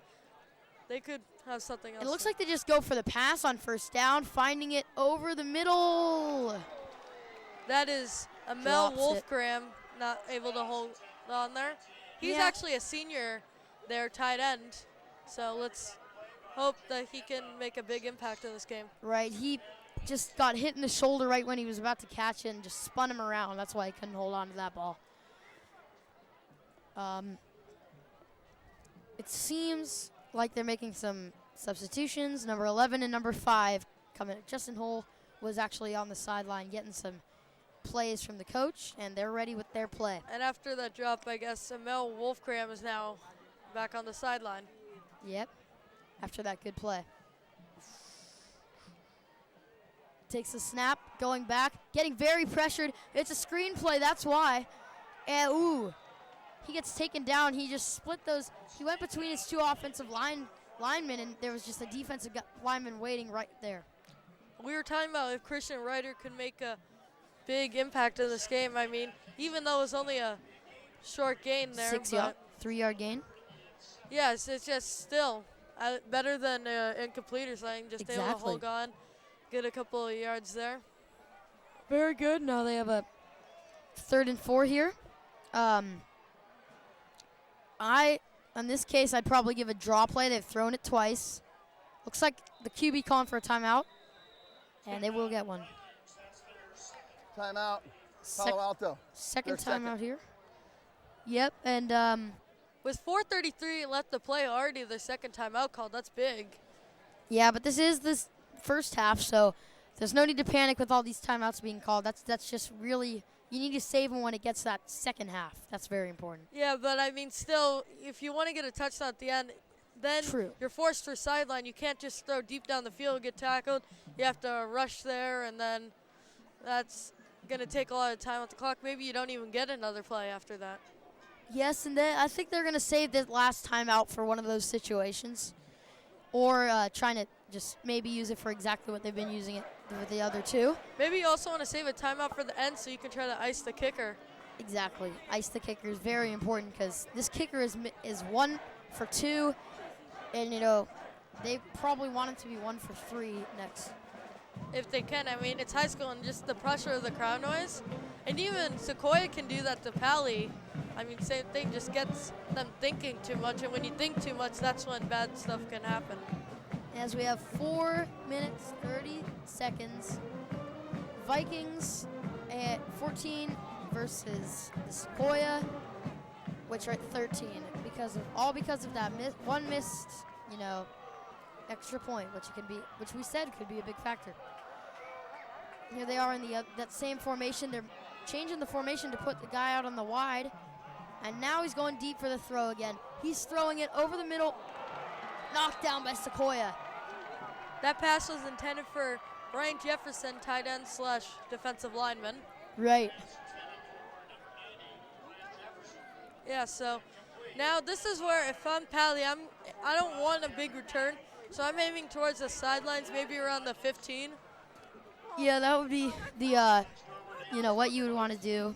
And, yeah, 4th and 7 here, and it looks like they're punting, actually. Yeah. So here they are with the punt. It's a nice high punt. Goes a return. Oh, look at that. Oh, he's chasing after it, Paly. Ooh, what a They're going to let it roll, and it's going to be downed at the 5. Wow. That is like more than 5 yard line there, and that's just a great punt. Especially think about high school. I mean, that's amazing. That's like pro level there. Let's see. Hopefully he moves. That punter can just move on there. And if I'm Paly, I'm not letting up the deep pass, but I'm also thinking they're going to run. So if I'm them, I'm playing a zone defense blitz. Because if they play a zone defense blitz, they blitz on because, you know, most teams run when they're next to their goal line. And who knows, safeties. Think about the safety possibilities. Yes. I mean, Maximilian Dorward, he's made both of his PATs. What a punt there. It's crazy. He's a very good kicker. And and he can play DB, which you see, he's playing DB in the slot there. Yeah, he is. As it looks like they're going to run it, and he's getting a lot of yardage here. Oh, he's still going. He's, taken down at around the 25. Great run. That was for about 20-yard gain. Yeah, that's exactly what Sequoia need to do. Now there's no pressure of being back by their own goal line. So let's see now. Taking the quick snap. Oh, he fumbles a little, but he still has it. And they ran the ball down to about the 30. 5-yard gain. We were saying, I mean, Fei Brown, I mean, that's just incredible, this game he's been having. Yeah. So let's see if they'll give it back to Fei Brown. You're right. And so it looks like we have just waiting for the formation to happen here. Get some substitutions from Paly, substitution from Sequoia. 1st and 10 right now. Number 52, James Cohey coming out for Paly. And here's the QB right now. Gets a snap, runs it, down to the side, taken down by number 90. That was like a wrestling move right there. He just grabbed him and took him down. Yeah, nice tackle. Very as you legal see too. there in the picture, Rennick Sloan still no catches, and we're getting towards the end of the second quarter. You would have thought he would have something by now. Should probably keep a good close eye on him because he might come out of nowhere and just do great. Yeah, couldn't say better myself. There's a snap. I'm assuming they were going to throw it, and they are. He throws it deep down. It's oh! It was so close to being picked off. Went right through the hands of 2 Paly defenders. they're obviously not that happy about it, but, you know. That was Maximilian Dorward can hang on with the interception. That pass was also intended there for Patrick Lapiparo. So. Right. So, you know, 2 Paly defenders. He beat the defense, but it was just a little shortly thrown by the QB. And, you know, could have been an interception. Again, another interception that Paly could not come up with. Yeah, been a lot of those so far. But here's the throw. He's looking. He throws. Incomplete. There's a little pushing and shoving after the play by Sean Pike and Sequoia's. No foul for intentional grounding. Number 36 was in the area. So as you hear, no foul on intentional grounding there. Yeah, no intentional grounding because they were going to call it that, but there was a wide receiver in the vicinity. But as I was saying before, just some extra pushing and shoving there by Sean Pike of Paly and Marcus Sattel of Sequoia. And here, it looked like almost a false start on the offense, but nope, it's a punt off. Here's the receive. Oh, he fumbles it a little forward, but it's okay. He still has it. Oh, he got wrapped up and taken down so hard. I'm surprised he couldn't hold. Like, I'm surprised he held on to that because he had let go of it. He couldn't hold on to it on the catch, and then just it's thrown to the ground. I thought he might have fumbled that, but he was able to hold on, which is good. Yeah, I mean, just think about if there's a Sequoia player in the area and he comes up with the ball after the drop punt. But luckily for them, Sequoia was not around the area around there, so he was able to pick it up and get like a yard there. Right, exactly. And the time is 9 o'clock right now, so just so you know. And it looks like they're going to throw it from Paly down the middle. Number 81. Oh, he gets taken down by number 45. Once again, Eli Givens. Yeah, the wideout. That is a wideout that I believe is 6'2". So we're around 2:25 here. So this is where the 2-minute drill becomes a factor. And as you can see, we're going to tell you, Sequoia has 2 timeouts, but the Vikings, Palo Alto Vikings, only have 1 because they've used 2 of theirs to collaborate with their team and get their team focused and set, which has helped them. And here's the pitch play out to the right side, still taking it through, escaping through the tackle, going for extra yards. That's Paul Jackson. We were talking about just get some pit. The pitch play worked perfectly and everything. Just that speed is just amazing there. So yeah, and he's also a big player watching this game, as we were saying. I mean, returns, running back, big duo here. Yeah. You'd also have to think here that in the I formation, they're most likely going to use that fullback to block whoever's in front in the run, but they're going to play action, and they're going long. It's deep. Oh, it's a little to the left of where the receiver was. Tough. Eli Givens, again, going to Eli Givens, but... Yeah, Eli Givens had some separation there just from Gavin Bean, but... A little left of him just messed it all up. So we got 2nd down and 10. Maybe you go surprise them with the draw, but yeah, I mean, it's actually would be a decent idea to try to run down the clock. You don't want Sequoia getting this ball back, of course. And if I were to guess so far, I think Paly has had most of the possession time. They've had the ball in their hands a lot more, and they've made their chances count. As it looks like he's going for the pass again, escaping out of the pocket, throwing. Found by number 15, taken down at the 20-yard line. What a catch that by Riley Shobin. Nice play. It's a great play. Riley Shobin. So maybe you go to the draw here. What do you think? I think they go to the draw. I do think they go for the draw here. And I think you give it to Calabro Santana because he is your speed back and he can maybe break through and touchdown or get close. Yeah, if I was controlling this team, I'd go with the draw. But I don't think their coach is really deciding that. We've seen they haven't really called on the draw a lot in this game, and their game plan might be focused a little away from the draw. They might just run a counter play even maybe here. Looks like they are running the draw, kind of. That's Sean Pike there. Sean Pike. Beautiful. It's just great that he can play running back and fullback. He's a great blocker, as we've seen. and he's able to just break some tackles. Oh, yes. You need that from players. Holding. 55 offense. 10-yard penalty.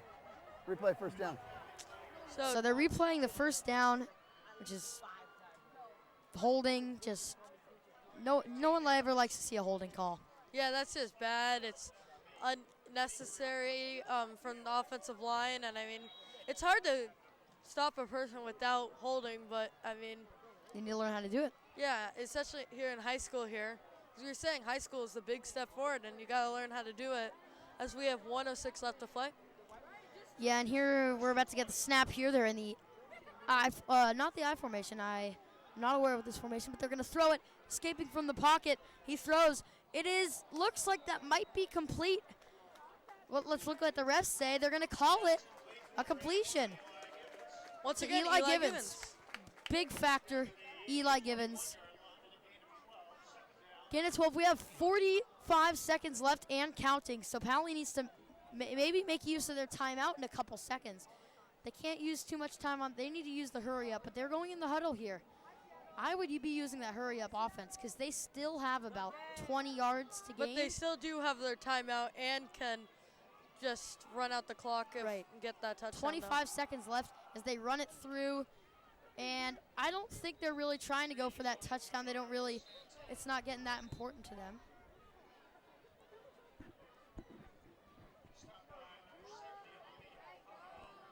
It looks like.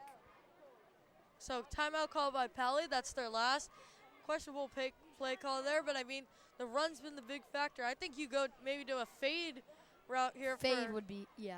To Eli Givens or even Riley Shorobin because they're both big wideouts. And we talked before the game, having big wideouts can be a big factor. Yeah, like if they get in one of their, Eli Givens is 6'1". They also have two tight ends, John Samos and Bryant Jefferson, that are 6'2" and 6'3". And so around this time, yeah. If you can fade to one of those guys, that's a big height advantage on the other defensive backs playing. Maybe you line up a tight end as a wide out, so then the defense has to make the call. Do you want to be able to speed to be able to cover the tight end there, or do you want to put a linebacker there with the chance that the linebacker who would have to cover as a corner, but looks like they will not be doing that here. It looks like they're also, again, in that same formation that has worked so well for them in the run. As it looks like they're throwing on the fade, just like we said. Picked off! Sequoia taking it back. They're going to try to score here. Always taking, So he sidestepped a guy, but got tripped up, and that's the first interception of the game. 10 seconds left, probably just a Hail Mary here. That was Gavin Bean here with that pick, and actually I think they'll just kneel. They're getting the ball first in the second half. This is exactly how they wanted to play it. Yeah, I mean, if I were coach here, maybe I put in a run play, call the quick timeout maybe, and then maybe throw it deep again or throw it twice. I don't know. Or maybe you just throw a screen pass because you never know. You can just explode down the field. A screen pass might be good too. I think just don't. That wastes up a lot of time. You got to remember that. Looks like they are going in kneel formation, and this should end the first half. They're going to kneel it to end the first half. He fumbles the ball on the kneel, but. So this is the end of the first half. Score 14. It's 14. Score is 14 Vikings and 13 for Sequoia. And here's the halftime. We're gonna take a highlight of the first half. See some of the big recaps. So we're gonna show you a highlight of some of the plays of the first while us announcers take a quick break.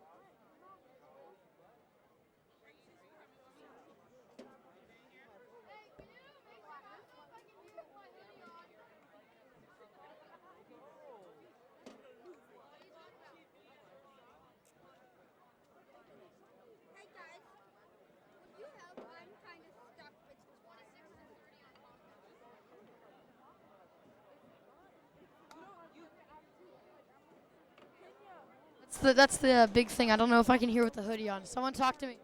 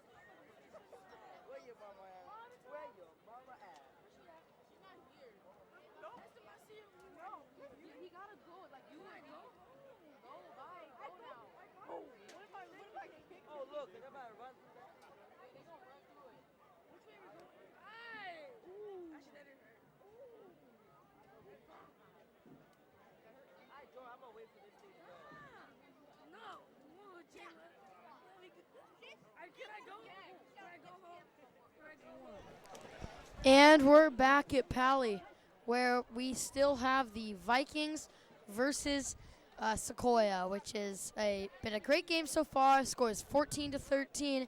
Vikings in the lead of this game. What do you think the keys to the second half are, James? I think that QB really need to pick it up a little. And Justin Hole had a big first half. Other side for Sequoia, not as big, I think, but both quarterbacks got a really, actually, both QBs did actually a very nice job. And I think they even have to get to go 110% here. It's just so big, close game. This is where you need the pass. Yeah, it's important. Our camera's adjusting. As you can see, Paly getting ready over there. They're about to charge through. And this is going to be, let's just watch this. Look at the cheerleaders holding each other up. That's, like, look at that's hard to do. As Sequoia making their way out on the other side.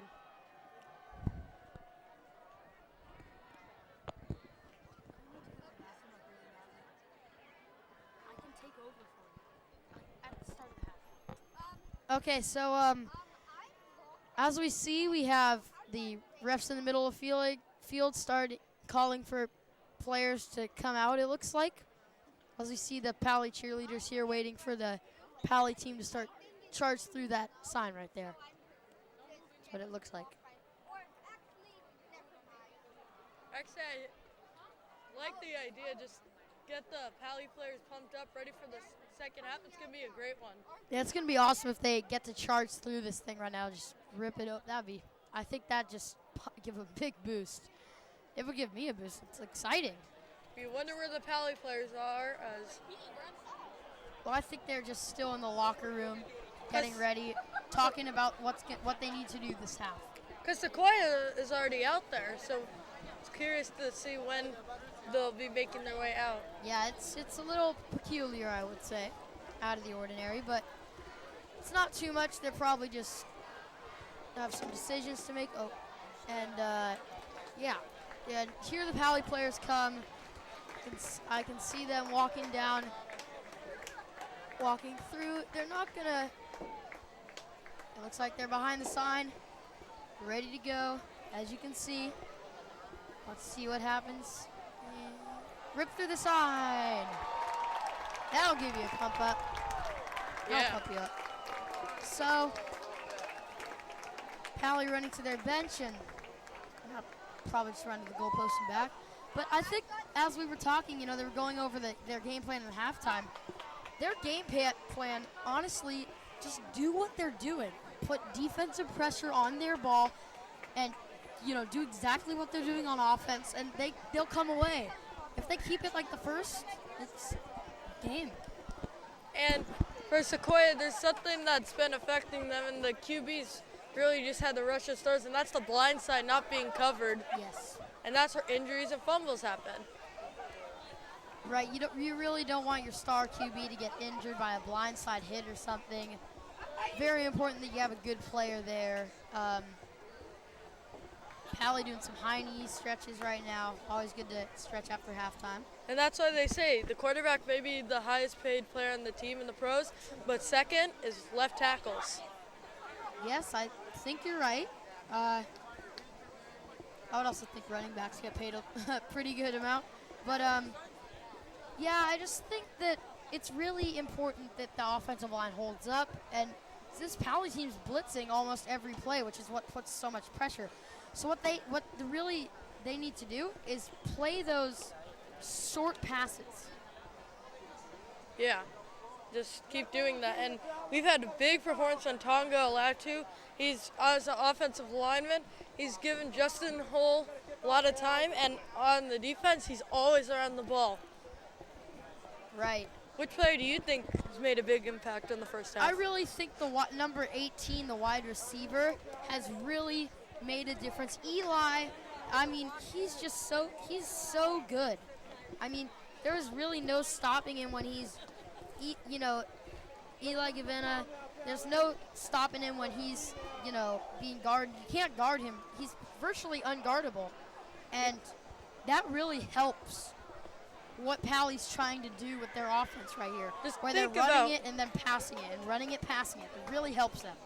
Just think about how it makes a quarterback's life so much easier when you just can have that open guy out there who has some separation. You can just loft it up. Yeah, he's one of those guys. He's almost like he kind of reminds me of Calvin Johnson Jr. on the Detroit Tigers in the NFL. He can just, his nickname is Megatron. He can do almost anything. He's one of the top wide receivers in the NFL.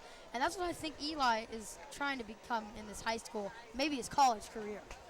Yeah. Funny coincidence that his number is also 81. Exactly. Maybe he chose it on purpose. You never know. So it looks like getting ready. Paly will be kicking because Sequoia won the coin toss but chose to defer. And getting ready for kickoff. So, I mean, this is why Sequoia's decision to defer has actually gone for the better.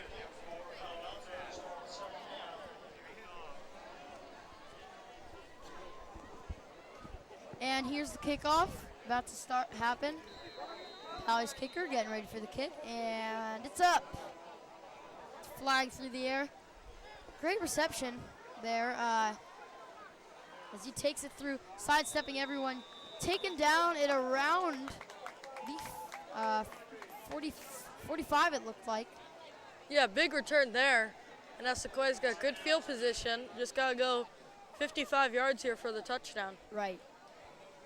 Exactly.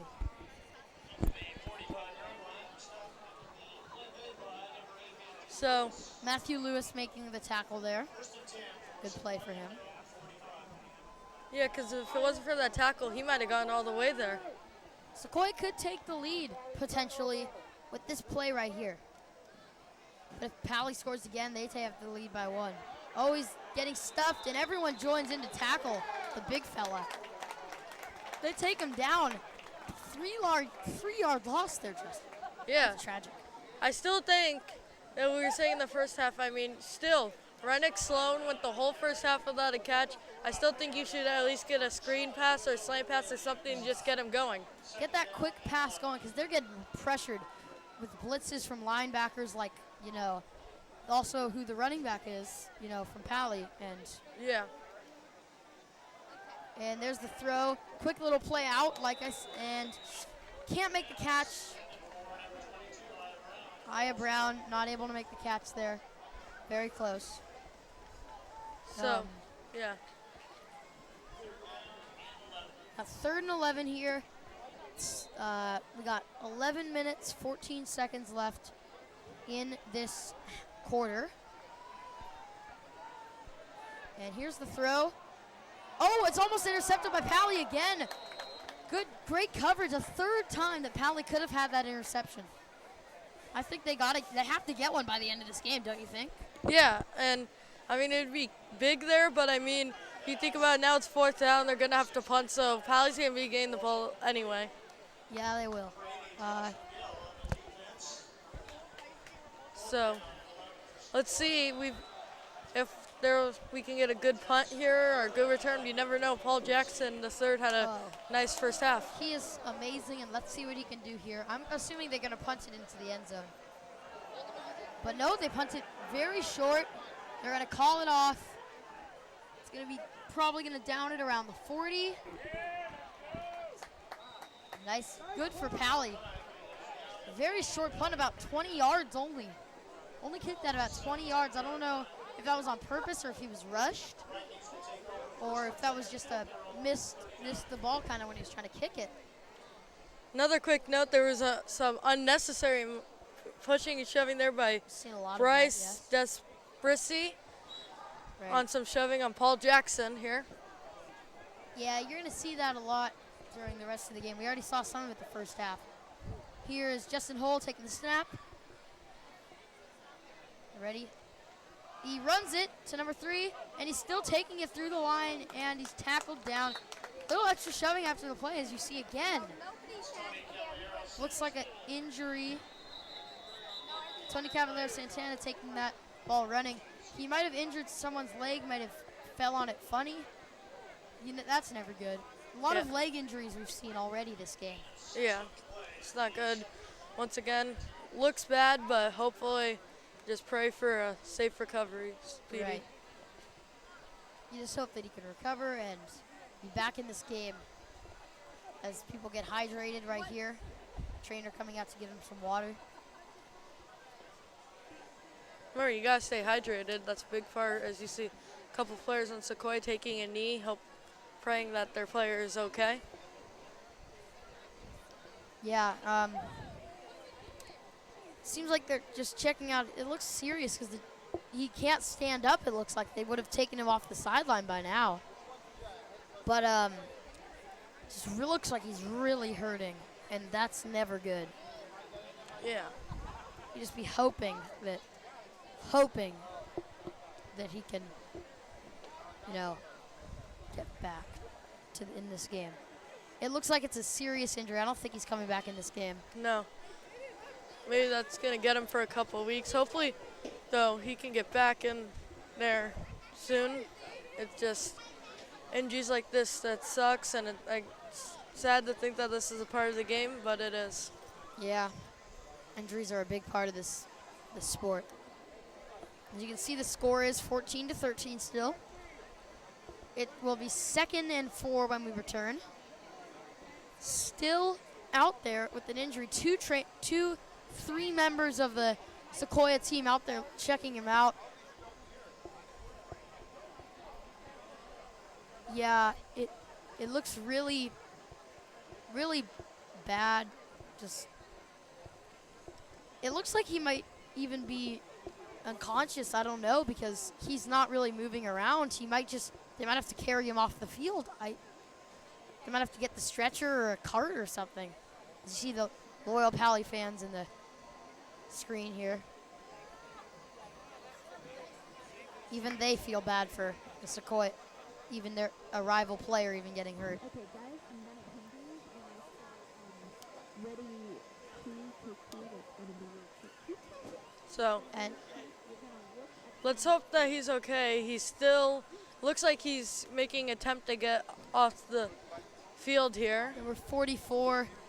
That's just a terrible injury to, And that's the number Sequoias. 44, Arvin Vale. Arvin Vale. He's a good defensive player and offensive player for them. I believe he plays 2 positions. He's very good. And it's sad to see him come off the field like this. So he's getting carried off the field by his teammates. And looks like a trainer coming to give him a coat. Well, at least he didn't have to get the stretcher there. Yeah, that's a good thing. You know, if you have to get the stretcher, that means it's really not the best of injury. As we take the snap here, looks like a run play down the left side. No one there. He's taking it. He's going. And it looks like he gets to the 35. Going out Santana. Great play to the 36. Great job there, finding his first. holes. Offensive line once again. Great job. He got the first. And that's really what's important about that. I think that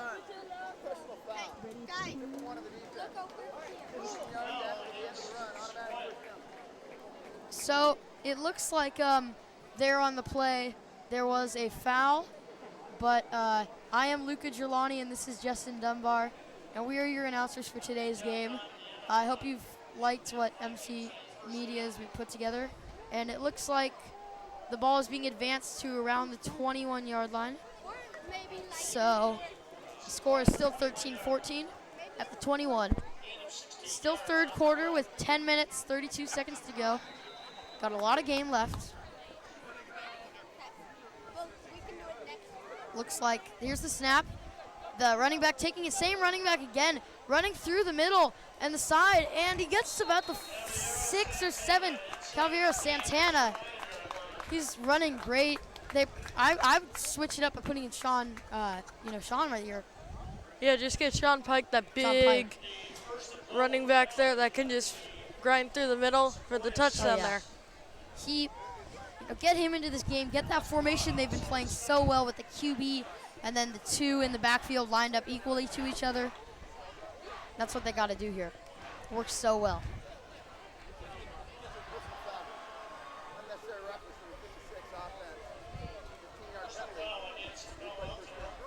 They're replaying the first down, taking it back. A personal foul on a Paly player. I'm confused. Did you see, was there after the play shoving or?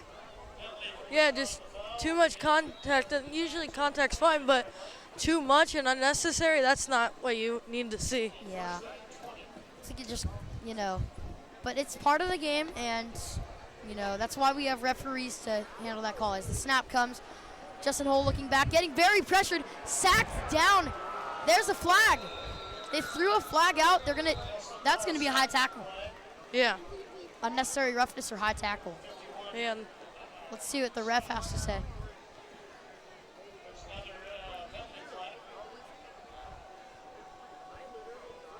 Two penalty flags out there. Let's see what the refs make of this decision.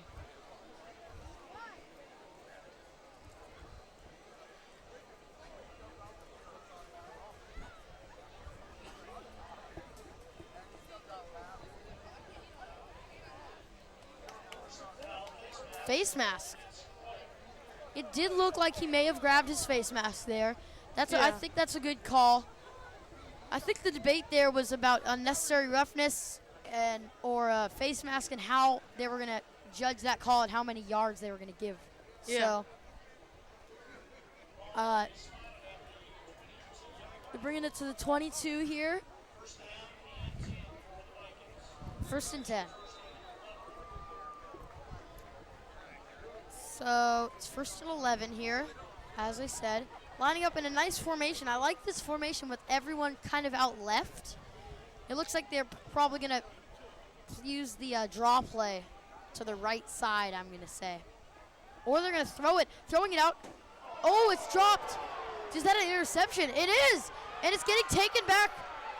There he goes. Always stopping. And wow, what a play.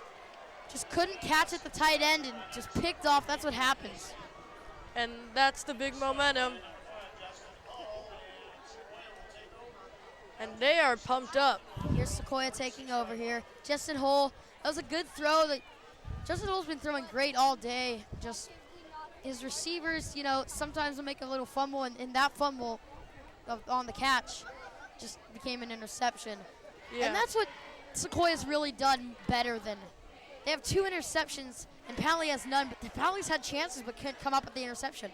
Yeah. On exact same plays like that. So let's see the snap here for Sequoia. They're going to throw it. They're going long down the sideline. Almost picked off. Little pressure there from the offense. So close to being picked off. Max Starward, so close. The 4th time they have missed that interception. It's going to be very interesting to see if they can get one of those interceptions. Yeah, but I mean, at least they're swatting it away there.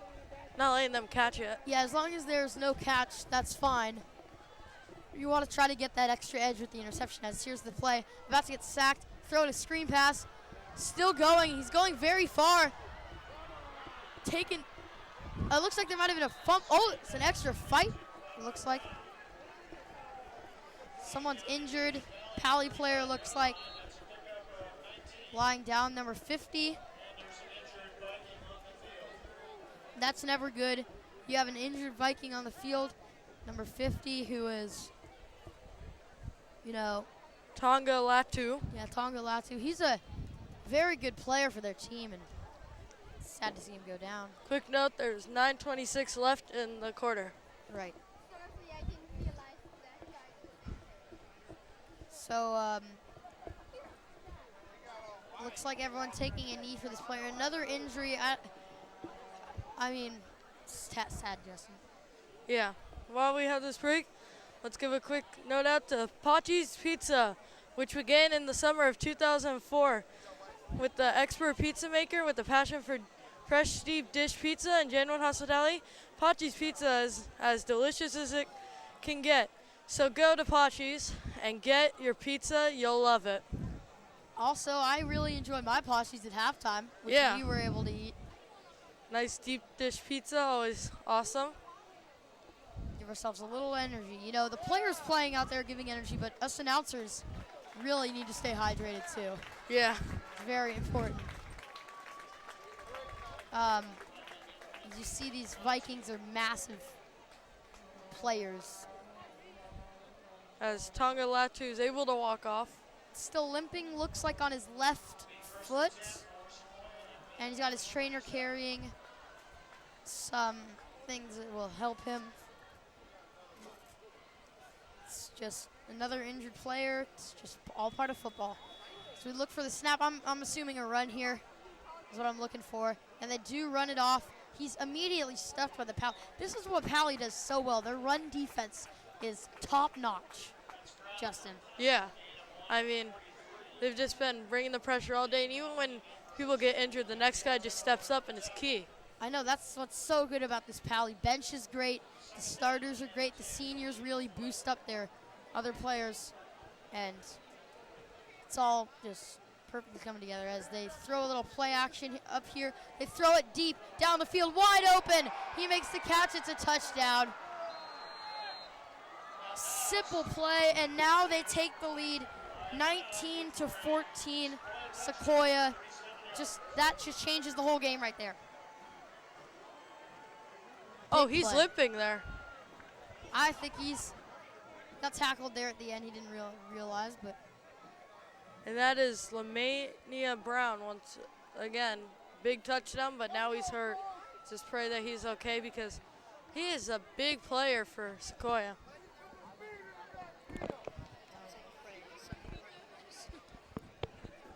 Anyway, here's the PAT.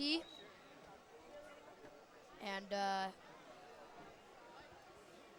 it's up. And they are saying it is good. So now it's 20-14. If I'm Paly, you just got to score and get that PAT. You're up by 1 again. Yeah. PAT is a big part of this game. And as you can see, get a good look at the field right here. Zoom in on the Paly bench. All of them getting that Gatorade and water to hydrate themselves. They got the cheerleading team pumping them up.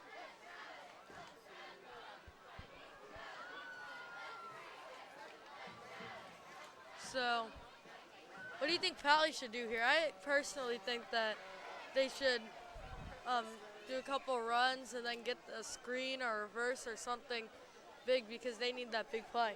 Yeah, I would go for the, you know what, a really good play I've seen worked. It's a little bit of a risky play, but if you're Paly, you need to, I feel like this play would be really good if you can execute it well. You put a receiver out on the right and you have a slant play going, but when the receiver on the slant catches it, the guy on the right loops around him and it's a laddie play back. Oh, yeah. So I think if they run something like that, some tricky play, they can really confuse this Sequoia defense. And here's Paul, and he takes it through. He's muscling through everyone. He gets down to about the 32. Great run back by Paul. As you see the Paly fans chanting, good job, Paul, because that was just a nice return, and it's good to know that your fans appreciate how good you're doing out there. Yeah. So they have it at the 37-yard line. The time is, we got 8:30 left in this game, and the time right now is 9:48. So now, Paly, we're going late into this game. So we see the run play. They gain a good amount of yards, I'd say 5, maybe 6 yards. Good run there, 7 yards even. Exactly what you want to do, establish this run game, get a couple first downs, and that's when you do the big slant lateral play or something like that. I think right now they run the play action here. They're in the I formation, it looks like. I think they run this play action. And they're actually just going to hand it off right through the middle. He breaking free. It looks like he's going. He's at the 20, at the 10. Touchdown. Tony Caballero, what a play. Amazing run there. Touchdown. Game tied 2020. Wow. Paul Jackson III actually ran that in right there. Wow, yeah. With the good return and the run, just, I don't know what to say. He could be the MVP of this game, I think. Yeah, just here's a big PAT coming because it can give them the lead. This is important. Their kicker has nailed every kick so far, and I wouldn't be surprised if he made it here. And it is good.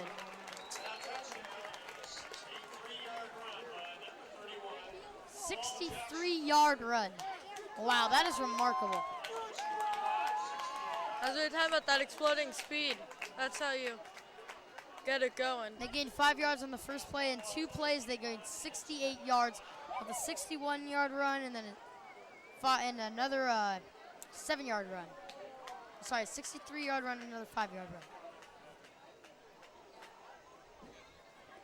So now Sequoia has to think of something as the momentum is completely shifted.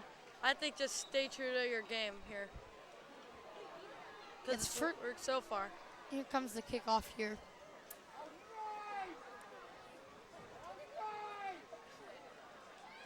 If I'm Paly right now, I'm looking to kick it deep here, not let their return men do much.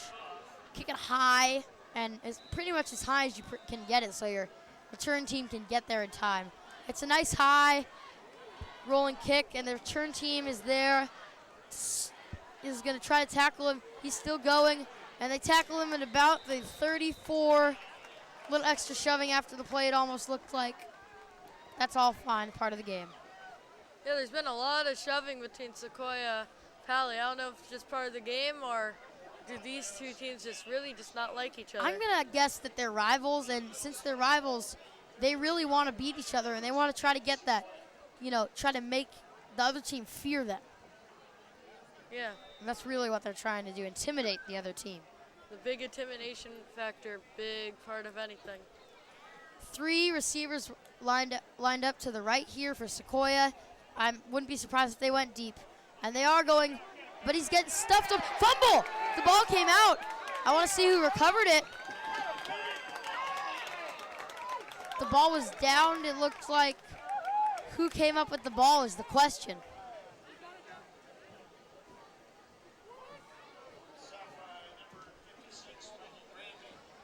Sacked by Mike and Randy, but it looks like Sequoia still has the ball.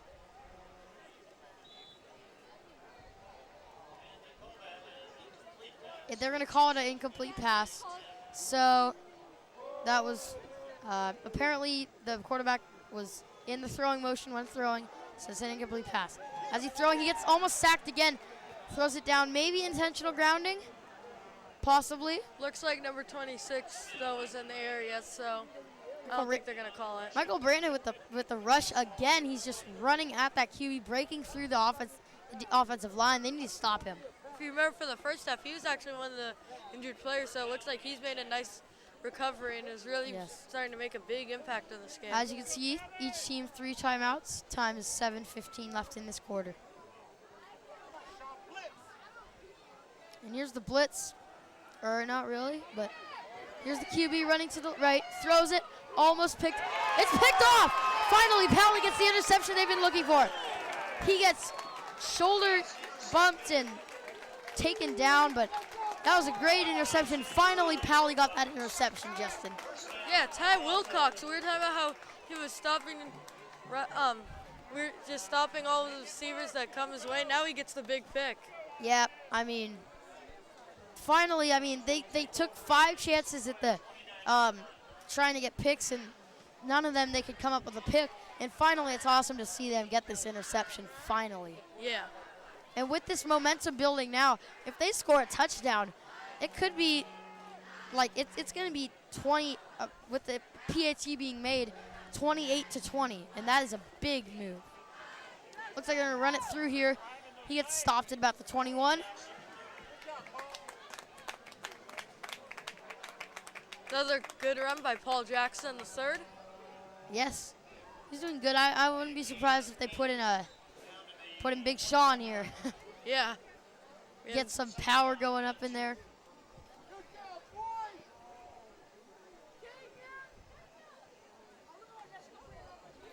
Here we go. Let's see if Justin Hull can lead his team for the big touchdown.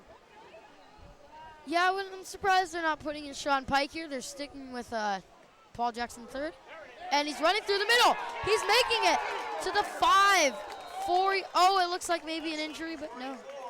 That was Christian Leiter. Christian Leiter. That's, wow. I thought that was Paul Jackson the third, but it was not. And it seems like, I think that was a great run. It ran for about 15 yards. And all around good play, I think. Yeah, I have to agree. Christian Ryder, the running back and DB, was here since 2011, and he's a good veteran for this team. Will be a senior next year. Have to fill in for some of these seniors that are going to be leaving. Yeah. So looks like they're running it again, and they get the touchdown. Tony Caballero Santana again. This crowd is erupting. Palo Alto, the band playing, cheerleaders, everyone just so hyped up about this right now. As you can see, the team really pumped up. Sequoia not looking very happy on the other side. This is the momentum shift that we were talking about. So much momentum is on the Paly side right now. The PAT being kicked here. It's up, but it is good.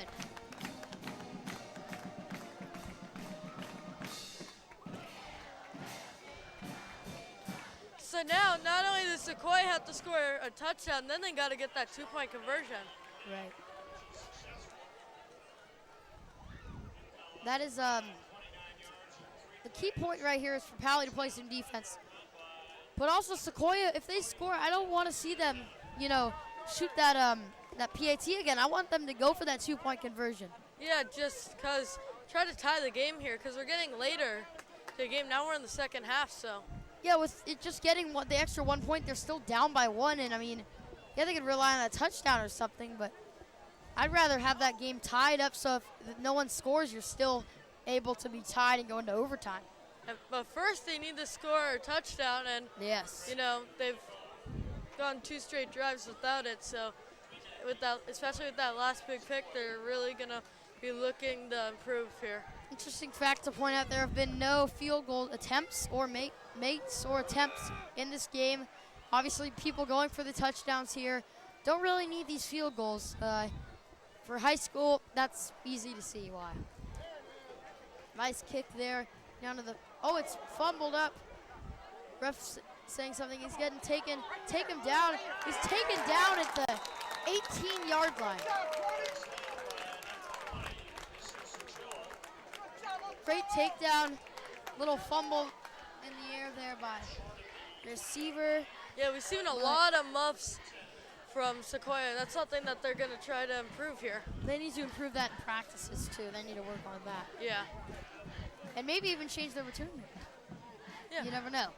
But if that might be a strategic you change. got to stick with this returner for this game. Then you've got to see where you want to go from there. Right. Because hopefully he can just, Sequoia's hoping he can just get back to the way he's supposed to be in his usual way. Yes.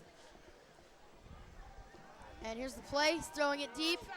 Oh, a nice catch there. Caught it about the 45, taken down at the 50. That was a nice pass to Bradford, and 40 down at the 49-yard line. And that was a nice pass. It was a great catch over the defender, and it was nice. Yeah. See if Rennick Sloan can finally get the catch that he's been looking for. I mean, he hasn't got it the whole game. I would assume, being one of their top linebacker seniors, that he would get something. He's been playing this whole game, nothing. And it looks like they're going to go to him here. They're running to the right. Oh, but he was not open again, still getting shut down on the side there by number 19 for Paly. Ty Wilcox. Ty Wilcox. Just shutting everyone down.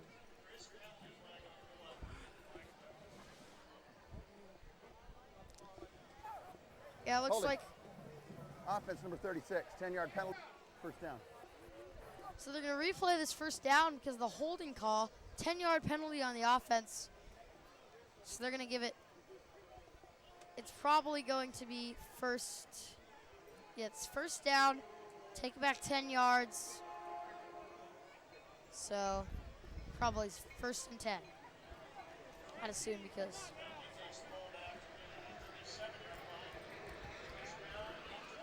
First and 20 on the play. Trying to get the snap off. See, we got flags coming in here. Probably a false start encroachment or a something like Prior to the snap, false start, 57 offense, 5-yard penalty. Still. And that's what we were talking about, just these false starts with the crowd noise. And Sequoia can't have this now. They're at they're first and 25 here now. You can't like get to that position. You got to try to avoid getting all these penalties. Yeah. Not good. First and 25 here. And there's a deep throw, picked off, another interception. He's taking it down the sideline, powering through. Easy interception there. There is no way he was not going to catch that. Yeah. And now Paly's starting to get these interceptions that we were talking about they need to improve on getting. Turnover's a key. I think this game could take a big turn on a touchdown right here. This game might almost get out of reach. Yeah, just make it a 2-possession or game here, and it's going to be really hard for Sequoia to come back. Yeah. The team on the sidelines, you can see, obviously pumped up. Also, if you're not outside right now, it is very, very cold. Everyone's very cold and shivering. But they got to play through this. That's one of the parts of football, the weather. Here's the snap. He's running it down the middle, taking the hits and getting to the 35 by Paul Jackson III. Yeah, Paul Jackson III has just been so key for this team today. Yeah. Just short of the 35. They're going to mark him about the 36. Looks like making a quick little substitution. You were saying you got to play through the cold, and that's part of football. I mean, us broadcasters here, we're all cold, but We don't really matter. It's all about the playing right here. I don't actually see our man number 18, Eli. He's not been. I haven't seen him do anything this second half. So I'm gonna be interested to see if he can keep it up. Looks like Paul Jackson the third again, powering for about a 15-yard gain. Yeah, it's crazy. Quick How does he do notice, it? the clock does actually stop when there's a first down. Just quick note to keep in mind. That is a good. Because we got 4 and Very different 18 from the to go NFL. here. So it looks like huddling up here. They're having number 15 go wide out to the right, and they also have their other guys going out wide. As it looks like here's the pitch play down. Paul Jackson third, shifting, going through, gets taken down hard. That's okay. Yeah. I mean, sometimes these runs happen. If you want to stay to a run game, you've got to just go power through these no gainers, and because Paul Jackson has the potential, and we've been seeing it to go all the way. Yeah, and Eli Gibbons, number 81, he is in right now, but he's not made an impact in these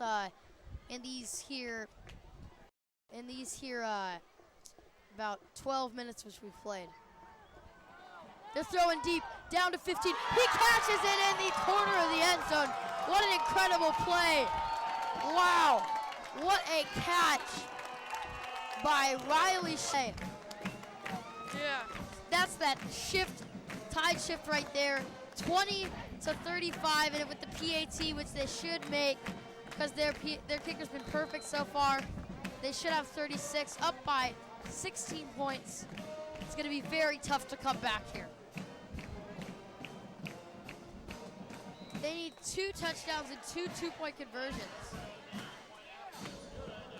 Score here is 35 to 20. And that's 21 unanswered for Paly. Wow.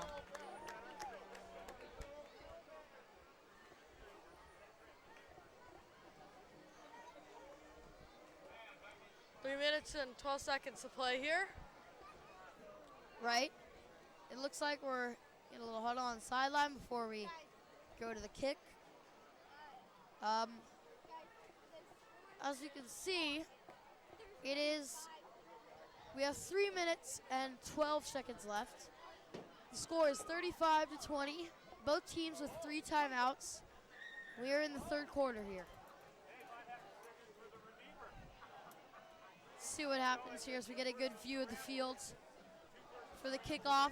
The kicker gets ready in his position to kick.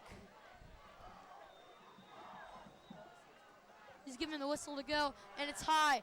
Oh, it's a low one, and it's an easy one for them to fumble as they start going. They're taking it way through. Uh-oh. As he keeps going, take it down and around the 55. Great run back there. Yeah, that's exactly what Sequoia needed from their return team, as now they only have to go around like 49 yards to get the touchdown. Exactly. After a couple picks, this is going to be big to see how the quarterback adjusts. Yeah, I think they should really look at their run game as a factor right here. Yeah. And use their bigger running back players, like for one example, their very big running back player they had, and just keep using him to their advantage. And they should have this game. Looks like there's a flag on the play.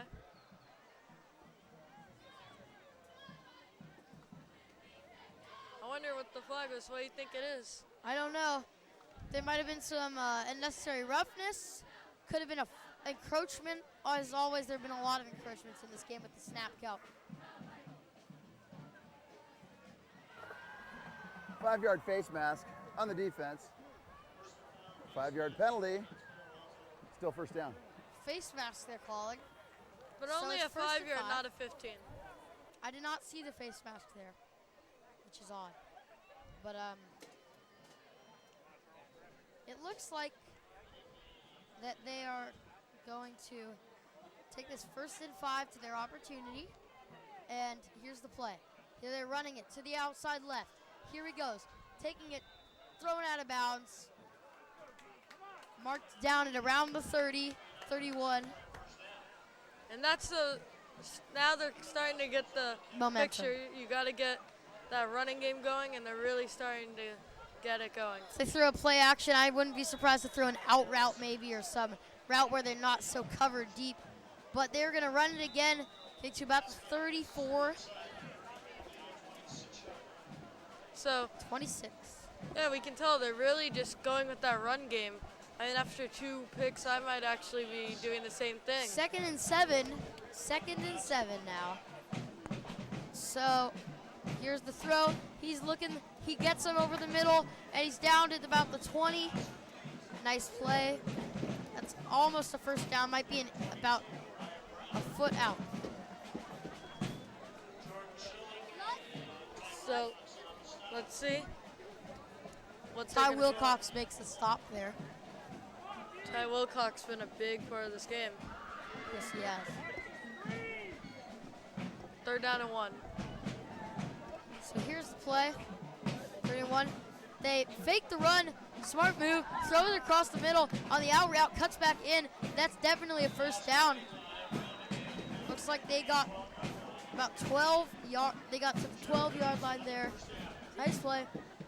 I want to remind you that we have 1 minute and 45 seconds left in this 3rd quarter.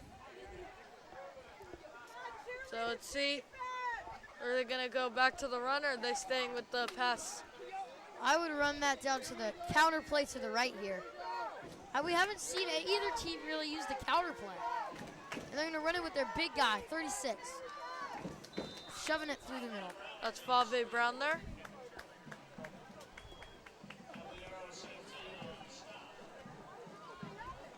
Yep, Fave Brown.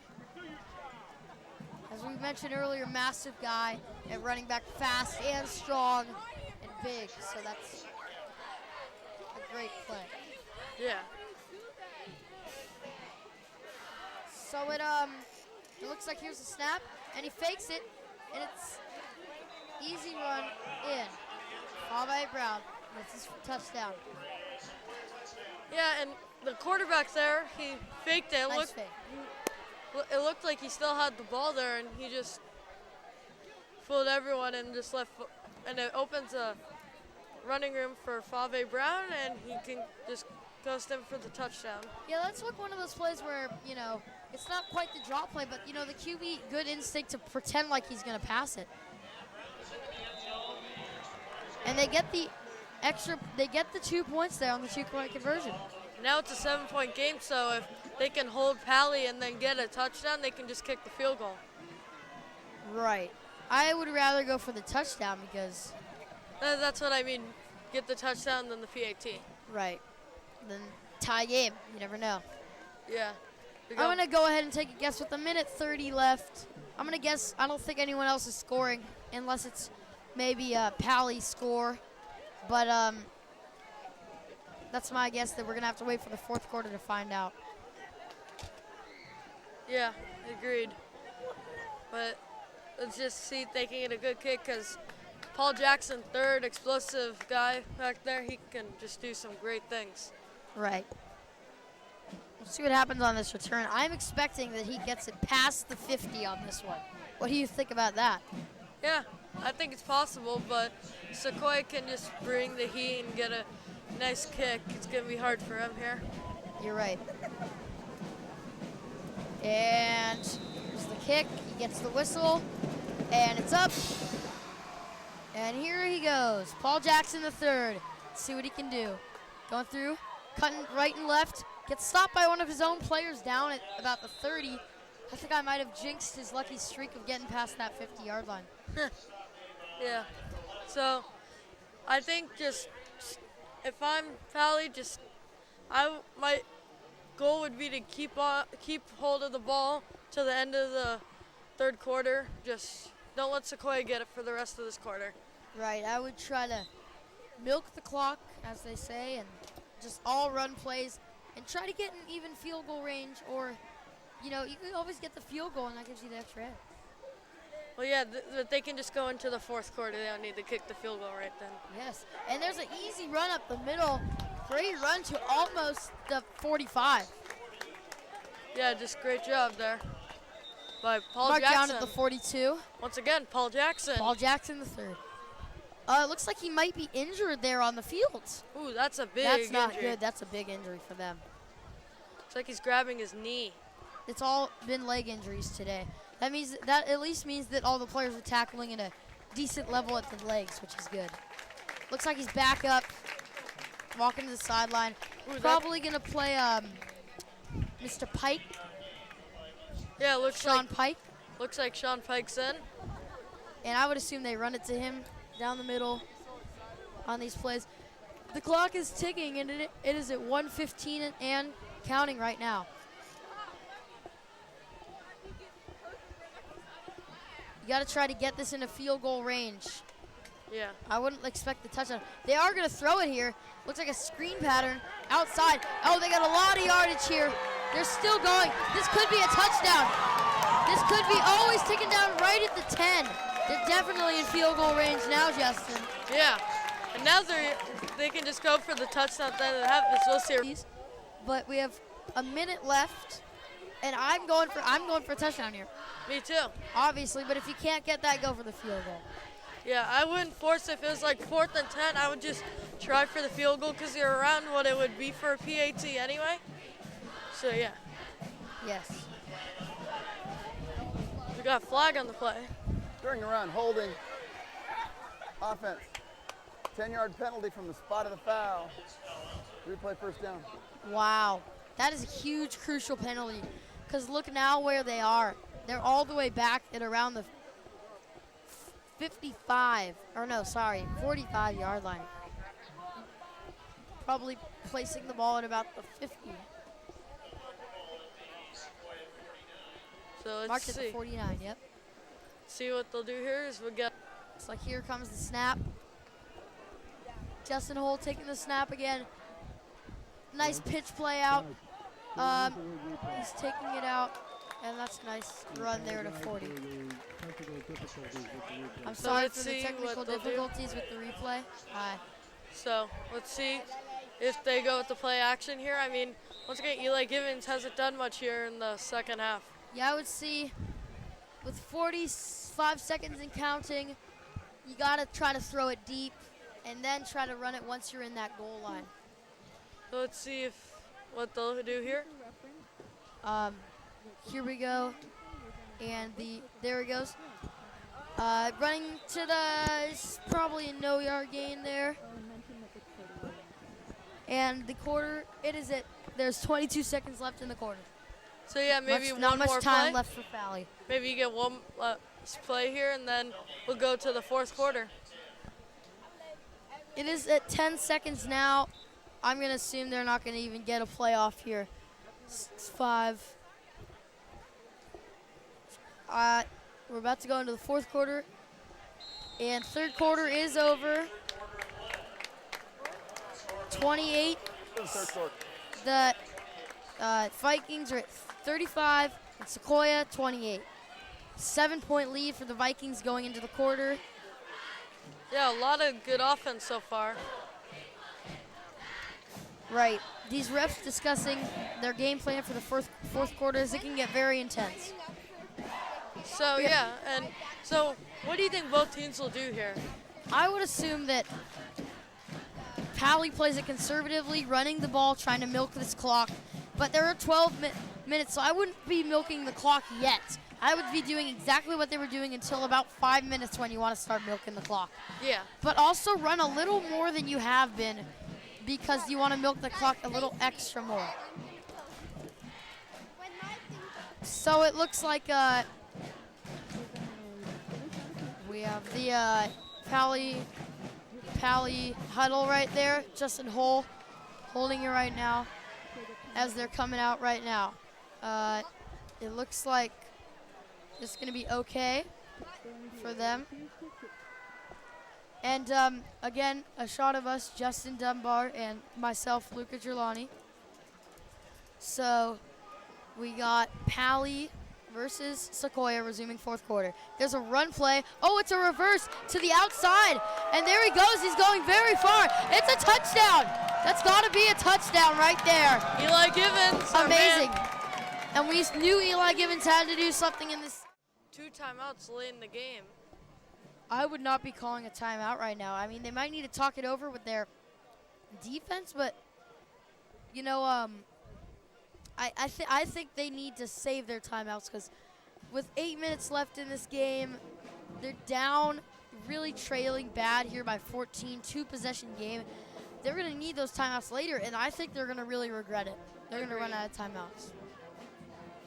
So let's see what comes out of this. But who knows, maybe Sequoia will become refreshed here and maybe get a big interception or fumble.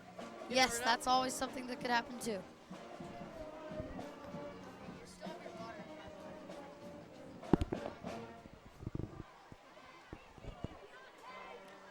So, looks like we're going to resume play here in a bit. Looks like Sequoia is ready to come on the field.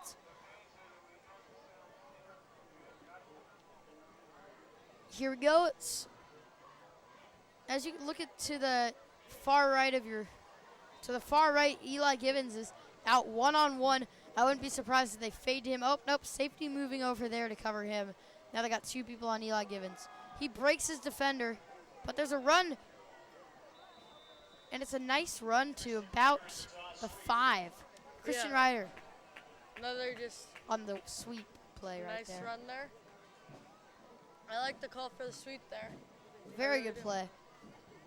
I'm going to guess they have about 2nd and goal, right? At the 7-yard.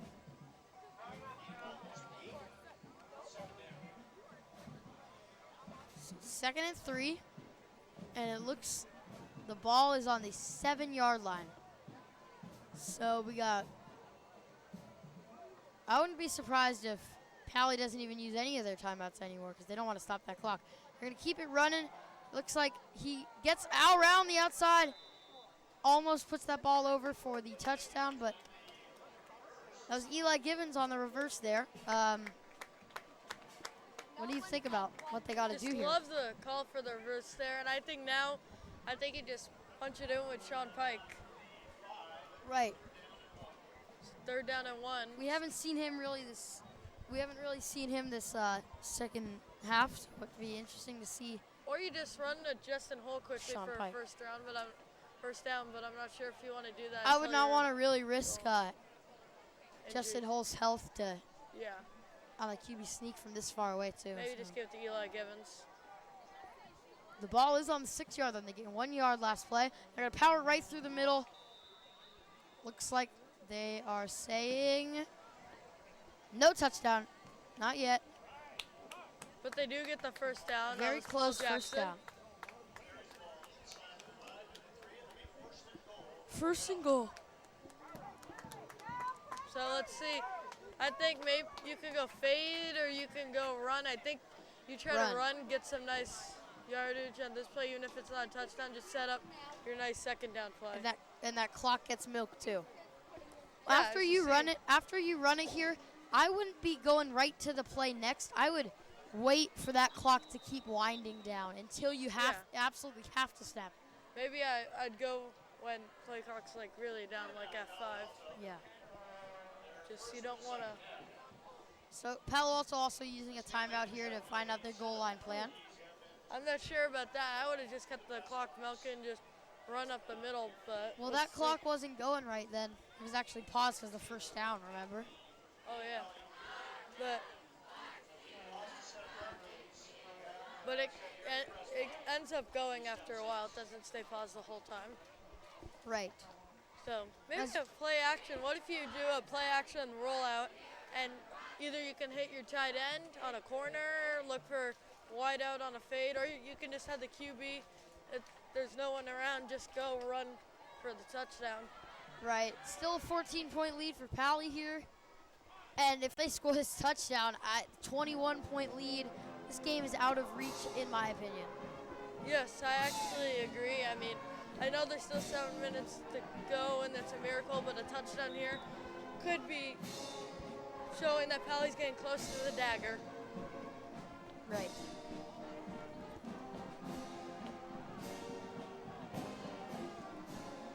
As we see Paly getting ready to take the snap, Justin Hull taking it from not the standard position, not shotgun. He's gonna take it, run it. Looks like they're gonna award a touchdown. 20-point lead. Sean Pike running it in there. This game, I think this game might be over. It's at 48 right now with the PAT 49. Yeah, I mean, good call there going to the big guy, Sean Pike, and might be the dagger. Let's see. They have 7 minutes left in the game.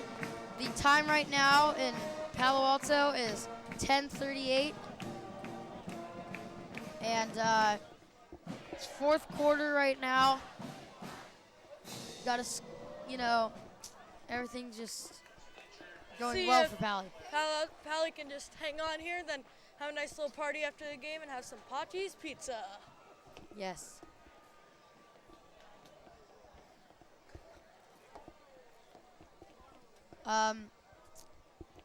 It looks like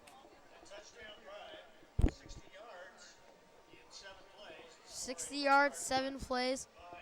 That was a good milking of the clock, wouldn't you say? Yeah, I mean, they milked like 6 minutes off there. Speaking of milk, always head down to Pachi's Pizza because it is made of completely fresh ingredients. Pachi's began in 2004 in Palo Alto with one expert pizza maker, and now it's a great, delicious pizza. And whenever you go there, it's just really good, and you should really go ahead and try Pachi's Pizza. Yep, love it. Most delicious pizza around. It's very good. So Sean Pike does have an injury, but on the bright side, Paly, they're gonna, they're gonna make this PAT, assuming most likely they are, and they're probably gonna go on to win this game. Looks like the PAT is no good. So 20-point lead here. We're gonna have a kick here. 7:05 left in this game. If Sequoia wants to make any effort to come back in this game, they gotta do it now with some urgency. Right no now. No runs. You got to go down the field. Yep. It's throwing that ball, getting out of bounds. Throwing that ball, getting out of bounds. That's all what it's about. Yeah. And hurry up the offense if it's, not out of bounds. Yeah, even with 7 minutes to go, you're down by 20. Exactly. Probably with this is the mistake limit for Sequoia is 0. Basically, a turnover could be the dagger for Paly. Right. So here's Paly. I wouldn't be surprised if their kicker might buffle this ball again. He's buffled it twice. If this ball is in front of him and not caught by him, watch, there it is. He's fumbling with it a little once again, but he's running through, making a good move to the outside. He's at the 30. He's going down the sideline. Oh, he's taken down, giving a nice big man hug down at about the 44-yard line. Yeah, that's a big return. That's what they need. Now they got to go deep here, and maybe they can get this touchdown 2 to 3 plays if they just go deep. Let's see. Maybe actually on the first play, maybe run a draw. I mean, Maybe. hurry up and then do a play action just like that and go deep. But Yeah, they would not expect the draw play, and you have 7 minutes to use here, so. or just go to your play action deep, or just run a flood down the middle, or some seams. I'd be looking at a flood or slant pattern, Or or maybe an out route so you Or can go get out of do bounds. 4 verticals. Looks like they're gonna run the ball here on the draw play, and stuffed. Fave Brown. Yeah, interesting call, and that's what I said they probably would draw here. But now they gotta go. They gotta go. They gotta go. Quick. They gotta go. Hurry it up. The clock That's what is they are ticking, doing. and they are going in the hurry up offense. So here is the snap. Actually, there's too much time being wasted here. They're wasting a little too much time. They got to snap this ball. Come on. Here's the snap. Fake the play. They ran it to the left. Caught. Taken down at about the 49-yard line. But it's in the middle, so the clock keeps going. Exactly. Around 6 minutes left in this one. And they're going to hurry up again, obviously. They have 2 timeouts. We need to remember that. They have 2 timeouts. So here's the fake pass again. Same thing to the left. Knocked down by the defensive line. There's a nice block there by the defensive line. Just getting their hands up. Nothing wrong with the play selection. I just think that the QB could have looked somewhere else. That guy was double covered and tried to force it. And I get the rush of panic when this happens, and they're only in high school. So, but still, I mean, you've gotta look at your other options. I mean, you look for your number 1 option there, but then if not, you gotta look number 2 somewhere and 3. else. So here's the hurry up again. He's going. He's looking, and he's gonna draw. He fumbles it, but he just dives on it. You can't make that mistake. Now the clock keeps going down. And now the offense is coming on the field. That was a turnover. That was 4th down right there, trying to run the draw play, and they fumbled it. This might be the end of the game because of that play right there. Yeah. Very, very key. They couldn't score, and now Paly can just try to milk some of this clock off. Yeah, I totally agree with you. It was 5:48 to play. This is around the time where you seriously got to milk some clock. No passing. All you got to do is just run it and then wait until that meteor when you have to hike it goes down. Then just keep doing that until time runs out. And coming into the game now, number 44, Christian Ryder. He's had a couple of nice big plays here, but basically all you're looking for is just a couple nice runs here. Get a 1st down, just milk some of this clock. And here they go, milking that clock. Nice gain, taken back a little bit. But Tony Gaviero Santana taking it. He's been one of their key runners too. A lot of running backs have been very key in this game. Just needing 5 more here for a 1st down, which would be huge. Very crucial to get that 1st down. As the Riley clock's still coming back into the game. The clock's still ticking to the left. It's at 5:15 and counting. 2nd and 5 here. I wouldn't be surprised if they take a little more time to hike it. And there's the snap. Feeds it off. Nice little run for 1st down, most likely. So let's still that clock going. We're at 5 minutes now. The clock has been stopped due to the 1st down. That's the only bad thing about a 1st down. Of course, 1st down, more time to look, but it'd also be kind of cool if you could get the offense could select for the clock to not stop. Yeah, that'd be something that might help them. But the clock is now running once again. The clock's now running now that the team's here. And it looks like they're going to run it again in the I formation. This is the give off to the... Oh, he runs straight through the middle. This could be another touchdown. He's at the 10. Oh, he gets taken down at around the 5-yard line.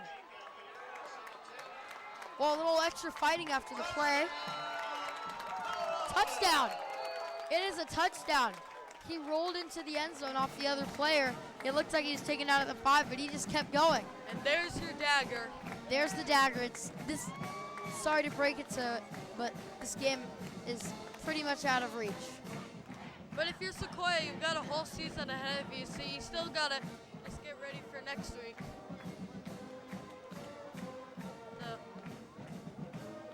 As we see a good shot of the cheerleaders still out here performing for their fans. Lots of cheer about here as they're winning by a lot, and this is exactly how you want Paly to play.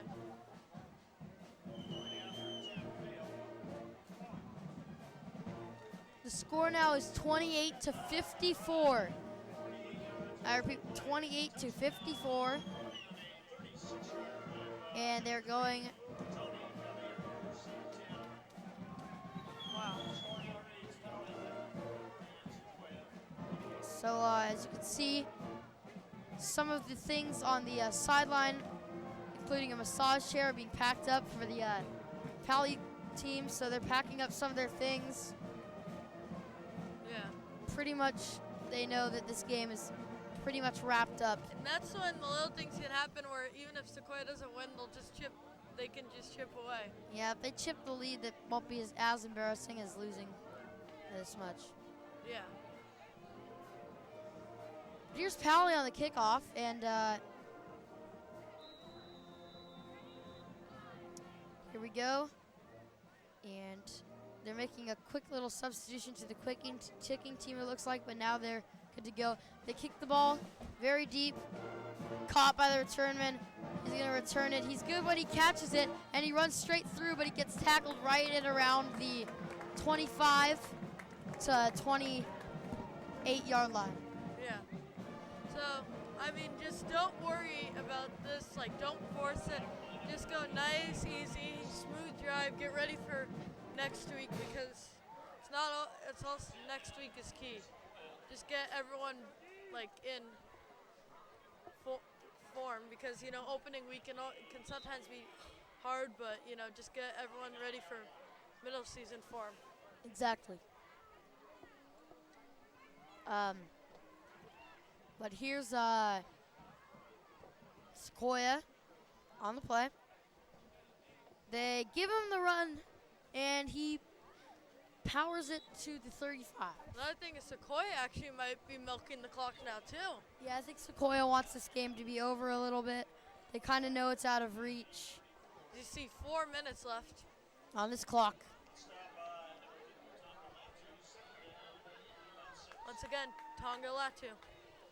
As there they go, running it again. Definitely getting rid of this clock. They know they lost, and they just want to get out of here. So it looks like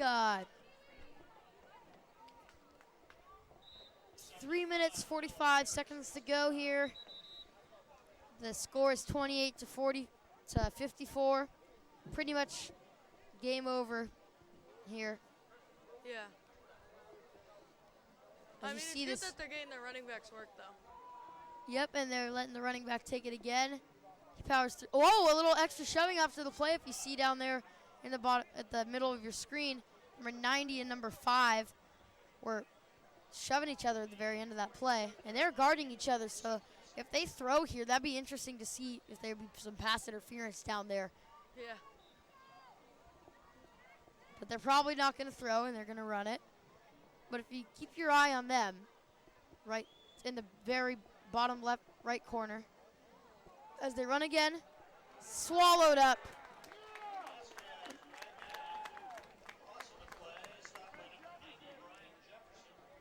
3 minutes left to go in this game.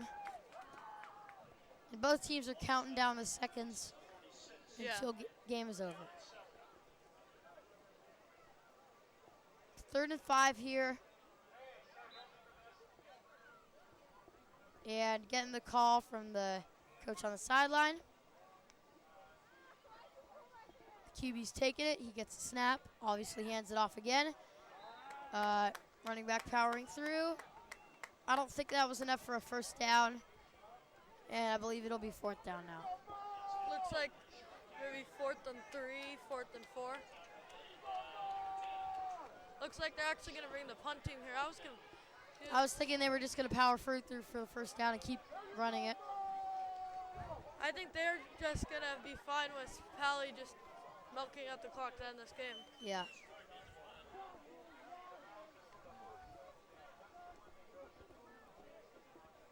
To get a good shot of the field. 2 returners back, ready for action. And here we're getting ready for the punt.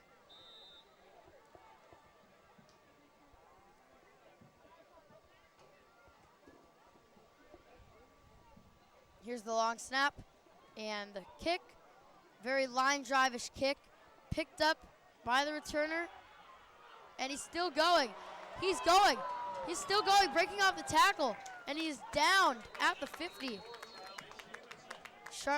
Charlie Stevenson, a guy we have not seen tonight, running a great run. Yeah. It's good to get some, especially when you're up by the sleeve, to get some guys that haven't gotten that many reps in today. Just get them some work. We got 1:15 left in this game. And I would actually let the backups come in and just finish this one off, but they might just go with their starters. get your backups in there, get them some reps in the game time. Let their parents here in the crowd see them play. After the play, personal foul. Late hit. Number 3 of the return team. 15-yard penalty from the end of the run. First down. See, there's a late hit there from the return team. Now that's something that they do, the refs do. They'll call, if I was a ref, I don't think I would be calling that because, you know, that's kind of just like slowing down the game, and, you know, the game's pretty much already over. So well, it's still the ref's job. It's still the job, though, yeah. To get the calls right. It's pretty much I'd be a bad ref. Yeah. Actually, looks like their backups are in. Yep, playing all their backups, even their backup. It's the quarterback, Jordan Schilling. Jordan Schilling is also a they're going to run it down through there, and he's still going to 40. Oh, I'd mark him about the 40-yard line. That's a nice run. We're there. at 1 minute and counting. Finally, we get to see Jesus Ochoa for the first time today. Right, which we thought he would have been in earlier, but it seems he is. Yeah, 50 seconds left and counting. Paly huddling it up. Maybe try to run to the outside, maybe add on some more insurance. So there's the snap, gonna run that again. Take down. 30 seconds left in the game. And that might do it. It's pretty much gonna do it. They're giving the but on the sides of the field, they're taking off the fences. They mark the field, and that's how you know the game is over. So we're gonna go for one last play here.